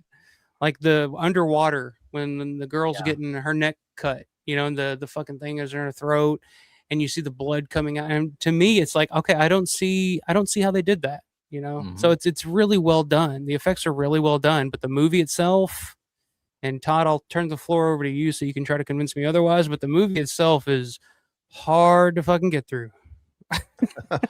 Well, and you said you weren't a huge slasher fan, so I totally get it. I you know what, I wasn't a huge Prowler fan. I like it a lot, but I mean, the effects are, I think they're great in this, and the final effect with him getting his head blown off is like, man, I mean, that compares to Maniac, the head explosion, Dawn of the Dead explosion. It's phenomenal. Like, it reminds me a lot of Scanners, where their head just explodes, like, close up scene like that. But yeah, it's I really like this, and no, I think it's in a good spot, because I don't think it's a great film by any means, but I think it's good. The effects really help this film, like you were saying. Yeah, I couldn't put it in zero effect because, like I said, Savini is really the only redeeming thing I found. Like, his work is the only redeeming aspect that I like. But other than that, it's like every character in this movie is ultimately forgettable. Yeah, they're uninteresting. It's like you guess who the killer is by the end. It's just kind of like, okay, well, there's shit that happens in this movie that doesn't really make much sense plot wise. The one guy that I liked in this movie that I got a kick out of was the guy that the fat guy with the chewing tobacco on the phone. That scene was funny. Like, I enjoyed that scene because I was like, oh, this guy's kind of entertaining. But other than that, man, everybody in this fucking movie is just like, kill them all. Like, and I the characters aren't the greatest. Just But Mass Fallen says most of the effects are in the trailer. Yeah, I've seen the trailer too. I think it's one of those movies. Killer looks cool. Says Satan. Steven says this is maybe a case of when the special effects are more memorable than the movie. I fully agree. It's slow paced, but the effects lifted the overall presentation. John saying, see you next week, Todd and Aaron. See you, man. Thanks for hanging out tonight. See you, John. It's been cool having you in the chat. Paul, what's up, man? Late to the show. Just got back from the fantastic performance by the Rush Tribute Project. Goddamn, are they awesome? A solid 2.5 hours of Rush music and nailed every song perfectly. Are you guys Rush fans? Oh yeah, I'm glad I got to see him at least once with Neil Peart, while he was still with us. But yeah, Rush is seminal for sure. I like a few of the songs. I've never been huge on Rush. But me neither. I've never been really huge into him either. But yeah, I could never get past Geddy Lee's voice. There's something about it that's just like, eh. But the Neil Peart is amazing. Like, once we got into the 90s, though, admittedly, I've never been in love with any of the albums, like Roll the Bones, Onward, and stuff like that. And pretty much maybe through Signals, it's like, but they're fucking like era, their streak, man. Permanent Waves, and it's pretty amazing that they were just a trio too, man. Yeah, like making that music just the three of them is pretty impressive. Yeah. Steven says I would consider it maximum just for the effects help it so much. Sure. Yeah, I mean, that is an argument to be made. Like, I am saying that the movie itself, I don't like it, but the effects are pretty damn top tier. It's in top tier for the effects. Love the Prowler, the band that was jamming at the prom. Yeah, that band was pretty cool too. I would have went to a school dance if ours had a band like that. Yeah, we didn't have anything like that at ours. Um, so yeah, I don't know. I think minimal effect because, like I said, it's not. It didn't save the movie for me, but it was the best part of the movie. Yeah, I'm right there with you. So Yeah. I want to comment on Steven's Tom Sawyer best Rush song ever comment, if I may.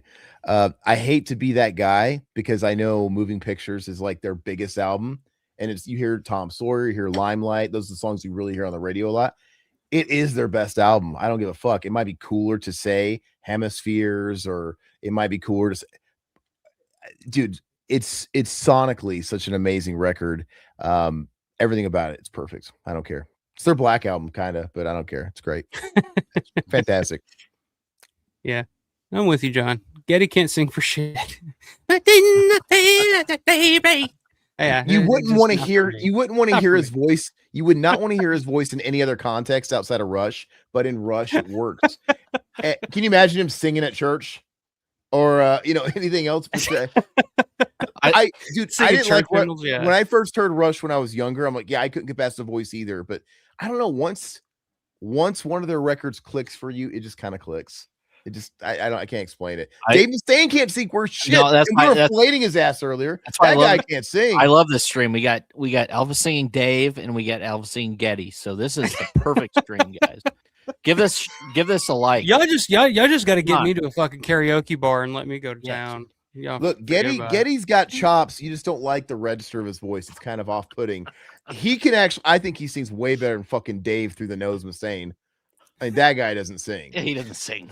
Shedding blood. All right, so here is the tier list. Anything you guys want to change? I think it looks pretty perfect. Savini was doing something right because look, it's like a perfect upside down pyramid. Most of his shit is like up there, His average is great. His Negative Effect is a really good movie too. So it's like, yeah. Oh, Martin. Okay, I was like Monkey Shines. Yeah. No, Martin did. Why is God? I think Monkey Shines is automatically the bottom, but that's just me. Like everything. No, that was Alphas. You got to leave it, man. Like we can move that over. Like he legit. Because I think he literally didn't try. There's nothing to try, and there's nothing there. Yeah. At least he tried it, Martin. Okay, well, move it ahead of Bundy. Then I agree. Yeah, at least he tried. At least he tried. Yeah. A for effort. But yeah, I think outside of that, perfect, baby. Perfect. There you go. Or what do you guys think of this? Shit that's supposed to knock our socks off. Oh, I gotta get more sound effects here. Just quotes. But yeah, I think this is pretty solid. I think this is pretty solid. No all right. So yeah, there it is. Perfect, baby. Oh yeah. Perfect. Oh, you guys are fucking backwards again. Yeah. Uh-oh. I was gonna deal with it for the last remainder of the show, but since you mentioned all right. Yeah. No, you don't have to fuck with it. You don't have to fuck with it. Hold on, I'll fix it. There it is, guys. There it is. We got people still talking about Rush. Subdivisions is my favorite Rush track, but Moving Pictures is my favorite album. I love that entire classic era of Rush, that entire streak. They're all great. I'm just saying, I think Moving Pictures is the best one, and I hate to say it because it is like their Led Zeppelin 4, on a different level. You know what I mean? It's yeah. It's like saying Led Zeppelin 4 is the best one. It's like there's an argument there. It's like it's an argument. Yeah. I've always been, Physical Graffiti. It felt hipper for me to say that. I love Physical Graffiti, but I get it. Hipster. I fucking get it. Look, I get it. Led Zeppelin 4 is fucking amazing. It is what it is. All right. Well, that was fun. And yeah, I think that's pretty spot on. Pretty spot on stuff. Man. But yes, Tom Savini, you may be a dick in person, but your legacy is one we will always be in gratitude for. You created a genre all your own. You changed the face of horror film forever, and for that, sir, we bow to you and thank you for that. May you live long and your nose keep growing. Shalom. I'm looking forward to talking to Tom at oh god, yeah. Yeah. So yeah, again, we're you'll get a story out of it. We're all gonna be at Living Dead weekend, so by all means, say hi. I know you're gonna say hi to Alpha because this is his channel, but say hi to us too. You'll be seeing me very uncomfortable doing ninja walking with a fucking rig, hopefully the whole weekend. But say hi. We'll be easy to recognize. Yeah. Do we want to tell people about our Rue Morgue thing? I think we should. Yeah, man. Tell us Go ahead. Todd, about Todd, that. you What's do the it. plans for You that? do it, Todd. Okay, so we partnerships with Remorg. So we were doing Fango Friday on our channel, and we had Alpha on a few of these, and we talked to Alpha. We're like, Alpha, these were going over well. We all need to get on board with Remorg because it didn't work out with Fango. Not saying we have any issues with Fango, but Second best, baby. yeah, we talked to the guys over at Remorg. Awesome people. We're gonna do deep dives in their magazines. So we're like, Alpha, we need to get the band back together. We need to deep dive into this Remorg magazine. We go the old ones, we'll go the new ones. Let's do this. So we will be going over issues of Remorg, doing deep dives, which is going to be fun because their heyday was in the early 2000s, and they're still coming out with physical copies now. We're going to be reviewing the digital stuff. We'll be going article by article on a lot of this stuff. Great company. I'm looking forward to talking about some of the new horror films and the old horror films that came out in those times. So, and if you guys aren't familiar with our channel, first of all, go subscribe, but go check out the Fango Friday stuff we did. We did like the first 7 issues, I think. We only stopped doing them because, like I said, out of respect, Fango was putting out that fucking compendium, and we did the right thing. We went to him professionally, like, hey, you want to work together? Yeah, bottom line, didn't work with them, but Rue Morgue was super happy to get in bed with the Rev Boys. And anyway, go check out those Fango. If you want an idea, though, of what it could be, check out especially that last episode, the Fango Friday Alpha. issue 7. Once he came on board, man, that was awesome. But just, you'll see what it is to go through these magazines page by page, the stories that come out from them. It's endless. Like they're you could just riff for hours if you really wanted to on them. And I think it's just some of the most fun stuff to do. So I'm really excited about it too. And hopefully you guys come along for the ride and check it out. So yeah, I'm really looking forward to that because the Fango Fridays, like that was like, I love doing that show. I'd just fucking get drunk and fall asleep watching you guys do that because it was just like it was like going back in time and it was like finding out like how people looked at this shit at the time. Yes. It's like I remember the letter to the editor where they were like, what is that band Goblin, the German band Goblin, what was that all about? It's like people didn't know shit back then. So it was and hearing all the articles and interviews with Don Coscarelli, Romero, Carpenter, and yeah, doing like Rue Morgue is going to be really, really cool because that's kind of like our period, early. That's when I first started getting into this shit. So it's really going to take me back to like that time period of like, of the horror genre and stuff. So yeah, I'm looking forward to that. I think it's going to be a lot of fun. I'm glad you guys are picking that up and doing something like that again. Yeah, because it was a bummer. I mean, we could have kept the Fango ball rolling, but I don't know. Something about modern Fango tells me they might come after us. Possibly. Respect to Fango. Yeah, we love Fango. Maybe down the line they'll be like, hey, we like what you do with the Rue Morgue. Well, here's what we were doing with you guys. You want us to continue? Because to me, they could coexist because I only had interest in talking about Fango up to a certain point. And, Rue Morgue, obviously, like Todd said, their heyday was a little later.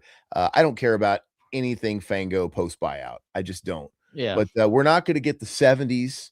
We're not going to get the 80s with Rue Morgue. We're going to get something different with Rue Morgue. So I hope we can kind of like go back in time and try and do Fango sometime. It kind of bridges the gap with, people in their, 40s, 50s, but also the younger kids too. Like people in their 20s, whatever, we're all in this together. We can all like go back and forth, do new, do old, and it'll be a lot of fun. What I'm hoping is people will like the Rue Morgue, and we'll be able to do that for a longer period of time because it's like kind of more official, and hopefully people like it, and then they still check out like, oh, these guys did, the first handfuls of Fango. We like those, do those again. Then you guys can go tell Fango, hey, what the fuck are you guys doing? Let them do this. Yeah, that's what you should do. But yeah, it's all good. Sure. Very excited about all of it. Yeah, man. And that the first one's going to be on the 20th, next Friday. Yeah, is it? Okay. Yeah, that's right. I think that's right. Yep. Okay, we're all set up. I'm stoked. I'm stoked. Yeah. We're gonna do you want to tell people what we're doing? Because we're with Fago Friday, we were kind of unofficially just going through from issue 1. I won't give you the exact issue yet. So that will come out soon. Rumor, we're gonna have a little bit more of a method to how we're gonna do it. So, but the first issue is gonna be great. It's fitting. It's very fitting. Yes. Okay. Yeah. Looking forward to it. John says, one more thing. Is your name Alpha Romero? Is that just it? That's my real name. That's my God-given name. No shit. Yeah. When I was born, to my mom and pa Romero, they were like, this baby's a fucking alpha. No betas in this family. Huge heads. Yeah.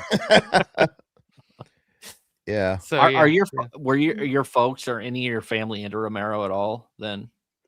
No, my uncle was. My uncle Mark was the one, like I said, that kind of got me into it. He was the big horror guy. But yeah, growing up, my dad kind of remembered George because he remembered going to see The Dark Half in theaters. And he was just like, oh, I had no idea, because he saw it because it was Stephen King, and he was like, oh, I had no idea George did that. But I was kind of the first one to really get super into it. But yeah, the rest of my family was just like, oh, that Mike likes the zombie stuff. And it's just like same with me. I totally get it, man. Yeah, I get it. Yeah. Damn, dude. All my uncle did was touch me. Fuck. You had a cool ass uncle, bro. Yeah, and he shows up in the chat sometimes too. Just randomly, my Uncle Mark will pop in with some fun facts about when he was younger, going to see the shit in the theater. So, hey, what's Jay, up, Jay? What's stopping you, dude? Throw Alpha some coin, man. Yeah, it's all good. I don't have my super chat on. I'm not. I'm not doing that. Oh, I see. Yeah, maybe I'll bring it back. I got some things in the works, but gotcha. I always just feel weird about like super chats. Like, I appreciate them and they're super cool. Jeff is super generous, but I always feel like there's some kind of like, I don't know, it's a grift to it. I feel like I'm not giving people something for the money that they're giving me. I don't know. It's a weird. You give us endless entertainment, man. I would definitely give you. But the thing is, like, I would be doing this shit just for free. Like, when I first started doing this channel, it was like nobody was watching, but I could just fucking talk. It's not grifting if you don't ask for it. It's just a tip. Yeah. It's a tip jar. Yeah, that's true. I don't see anything wrong with it at all, man. I have money. I would give you money. Todd's unemployed at the moment. Yeah, I'm unemployed. Sorry. Once those room org checks start coming in. Thanks, John. Right. Thanks, John. Yeah, at least subscribe to him. That's all you can do. All I ask is subscribe, like, and all that fun shit, and then just come hang out with me once a week on the weekends, and where I can just talk about this shit and I'm gonna have fun, because my whole week I just think about like, man, I can't wait to get on and do a live stream and just talk about the shit I care about, because what am I gonna do? Talk about this shit at work? It's like, no, it's like I gotta just pretend like I give a shit about anything else, and it's just like, whatever. I feel you. Well, Jay Hoofed. If you love horror and watching us discuss it, make sure you're subbing to both of us. And that's what Alpha said, dude. It's our escape. Yeah. It's 100% our escape, dude. I can't live in this world 24/7. I wish I could. That's the dream. Todd and I are working on it, but unfortunately, this makes us happy. I talk with Todd. We stream Wednesdays and Fridays without fail. Well, I mean, fuck, watch. I'll be sick next week or something now. But we twice a week. We stream, we hang out with you guys twice a week. We put up long form videos as well. But dude, it's our escape.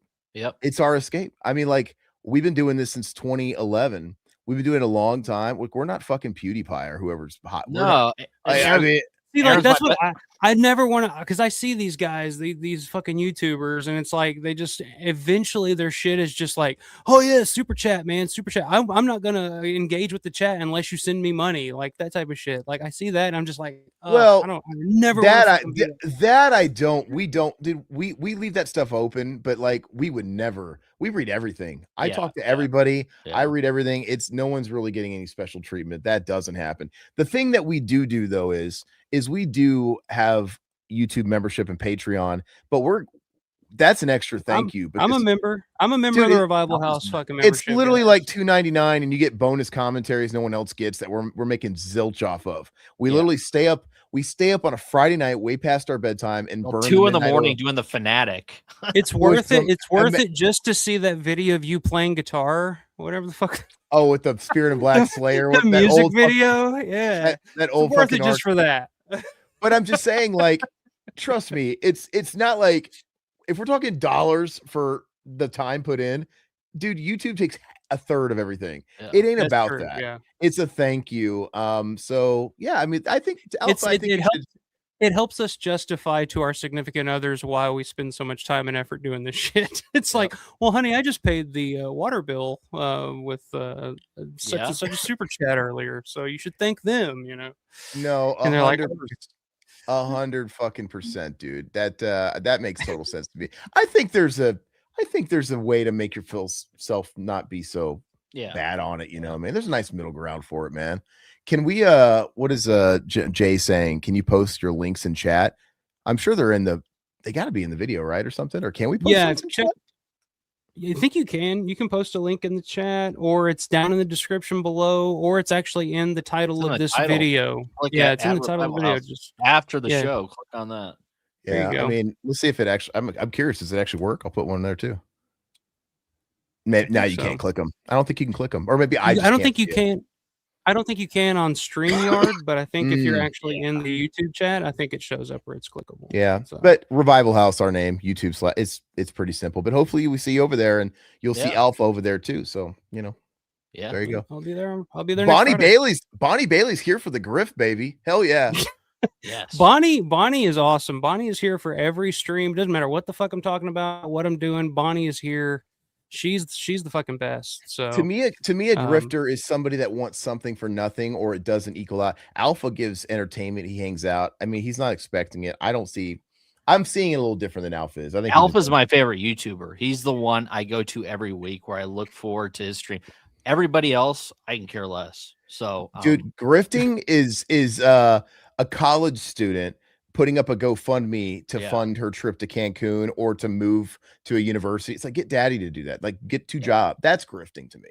Yeah. It's a little different, but I just I've thought about turning on like memberships and stuff too. I've been thinking about that, but then again, it's just like, it's like, I don't want to, I hate begging people, or not begging people, but just, taking big money. YouTubers, because I'm not doing anything. I don't feel like I'm working for it. I'm just like, if I didn't do this, I'd be losing my mind. So it's like, I've learned a lot of stuff I never would have known about, because I don't go deep on Romero like you do. You do provide something, and to me, examples of people abusing a platform is people like in the game space. You got Metal Jesus Rocks. You got a guy like that's staging a fucking leak in his basement and then grifting for all these people to pay for his basement flooding, which it never did. And then a week later, he's in a massive chirp in Japan where he took his family. Fuck those guys. That's fucking bad. Yeah. But like, yeah, I would do that. I'm just saying, like, it's pretty brilliant though. It's pretty smart. Yeah. That's abuse. There's a difference, man. Yeah. Anyway. Metal Jesus Rocks. There you go. Yeah. John, I usually do a live stream once every weekend, whether it's a Sunday night or Saturday night, just depending. But yeah, I try to get on once a week on the weekend, Saturday or Sunday night. We've done 3 hours tonight, and that's not unusual for me. It's like, I'll get on and I'll be like, well, I don't know what the fuck I want to talk about tonight. Maybe this will go for an hour and a half or something like that. And then by the 3 hour mark, I'm just like, holy shit, where did the time go? That's usually why I'm in the doghouse with the wife. Like, oh, she'll demand, like, so how long is it going to be? I'm like, God, you're going to keep trapping me like this? Because then I give you a roundabout, I don't make it, and then I'm in trouble for lying. Hey, look, Jay knows what's up. He actually knew the reference. Look at that comment that Jay just put. Remember when he asked people to pay for his road trip? I do. So he got his. Well, fuck this. I need to start doing it, guys. I'm going to Living Dead Weekend. I need you guys to help me pay for some of this shit. He grifted. I'm reporting on it live for you guys. He grifted his YouTube fan base, who already pays his salary basically, because he's a full-time YouTuber, to pay for a road trip for him and his cronies to go around America and look for hidden games. Like, what? Like, it's hard to justify that. It's like, dude, you should, and you see this guy's fucking geek cave. His entire house is wall-to-wall collectibles and games. He's a fucking man-child. I'm like, how about you sell half the shit that you're not even touching or looking at and fund your own damn road trip, you piece of fucking shit. Those are grifters, Alpha. You are not them. I get it. You're not. I get it. Yeah. Anyway. I don't know. You do I you, get it. man. I don't want to live your life. Was that James Vanderbeek, R.I.P.? Yeah, R.I.P. or James. R.I.P. Yeah, the Dawson. Bonnie said, "I love the conversation. Look for it." Yeah, I do too. Like I said, this is my outlet at the end of every week to just kind of talk about the shit I want to talk about and the shit that I've watched or read or done throughout the week. And because you guys are the only people that give a shit, so it's like you can't go up to anybody at work and be like, "Hey, man, what did you think of fucking Deranged? Have you seen that?" Yeah. And they're like, "What are you talking about?" It's like, I "Oh, get it, nothing. man. No, nothing. Don't worry about it." I want to hear that, Jay. I actually have an incredible story about George Romero. I want to hear that. I want to hear that. That's what we do here on this channel. We talk George and talk to some incredible people that have incredible stories about George. So You met him? I'm so happy I got to meet him. I know I said that. I'm so happy I got to meet him before he died. And now I feel really blessed and lucky. So cool. yes, Alva, your wealth of knowledge and the way you go so detailed and in depth with Romero is awesome. I'm currently in the middle of reading a Romero book right now. So yeah, it's just kind of what I do. You should I write got a another Romero one. book. Yes. Write I a should, Romero man. book. You I should. Well, I don't I'll know if I buy should. it. I'll buy But it. the one that I'm reading now is the Tony Williams Night of the Living Dead, Night Knight, and Okay. I'm reading it, and every so many pages, I come across some shit that I'm like, well, that's not true. Well, that's incorrect. Like he's miscasting people, and I'm just like, well, that's not right. I'm like, well, if this motherfucker can do it, like, surely, I want you to write a book. Alva. I would buy it. well, we'll see. We'll see. Okay. That's a lot of work. I get it. I have a 5-year-old and a 3-month-old at this point. So Yeah. God help me. I barely make time to get on here now.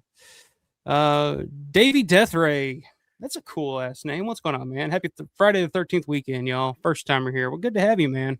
Happy Friday the 13th to you too. We talked a little Friday the 13th earlier, so if you missed it, go back and check it out. But yeah. Well, thanks again, guys. This is a ton of fun. I look forward to hanging out with you guys again this Friday over on the Revival House channel. Go check it out. Link is in the title of this video. It's down in the description below.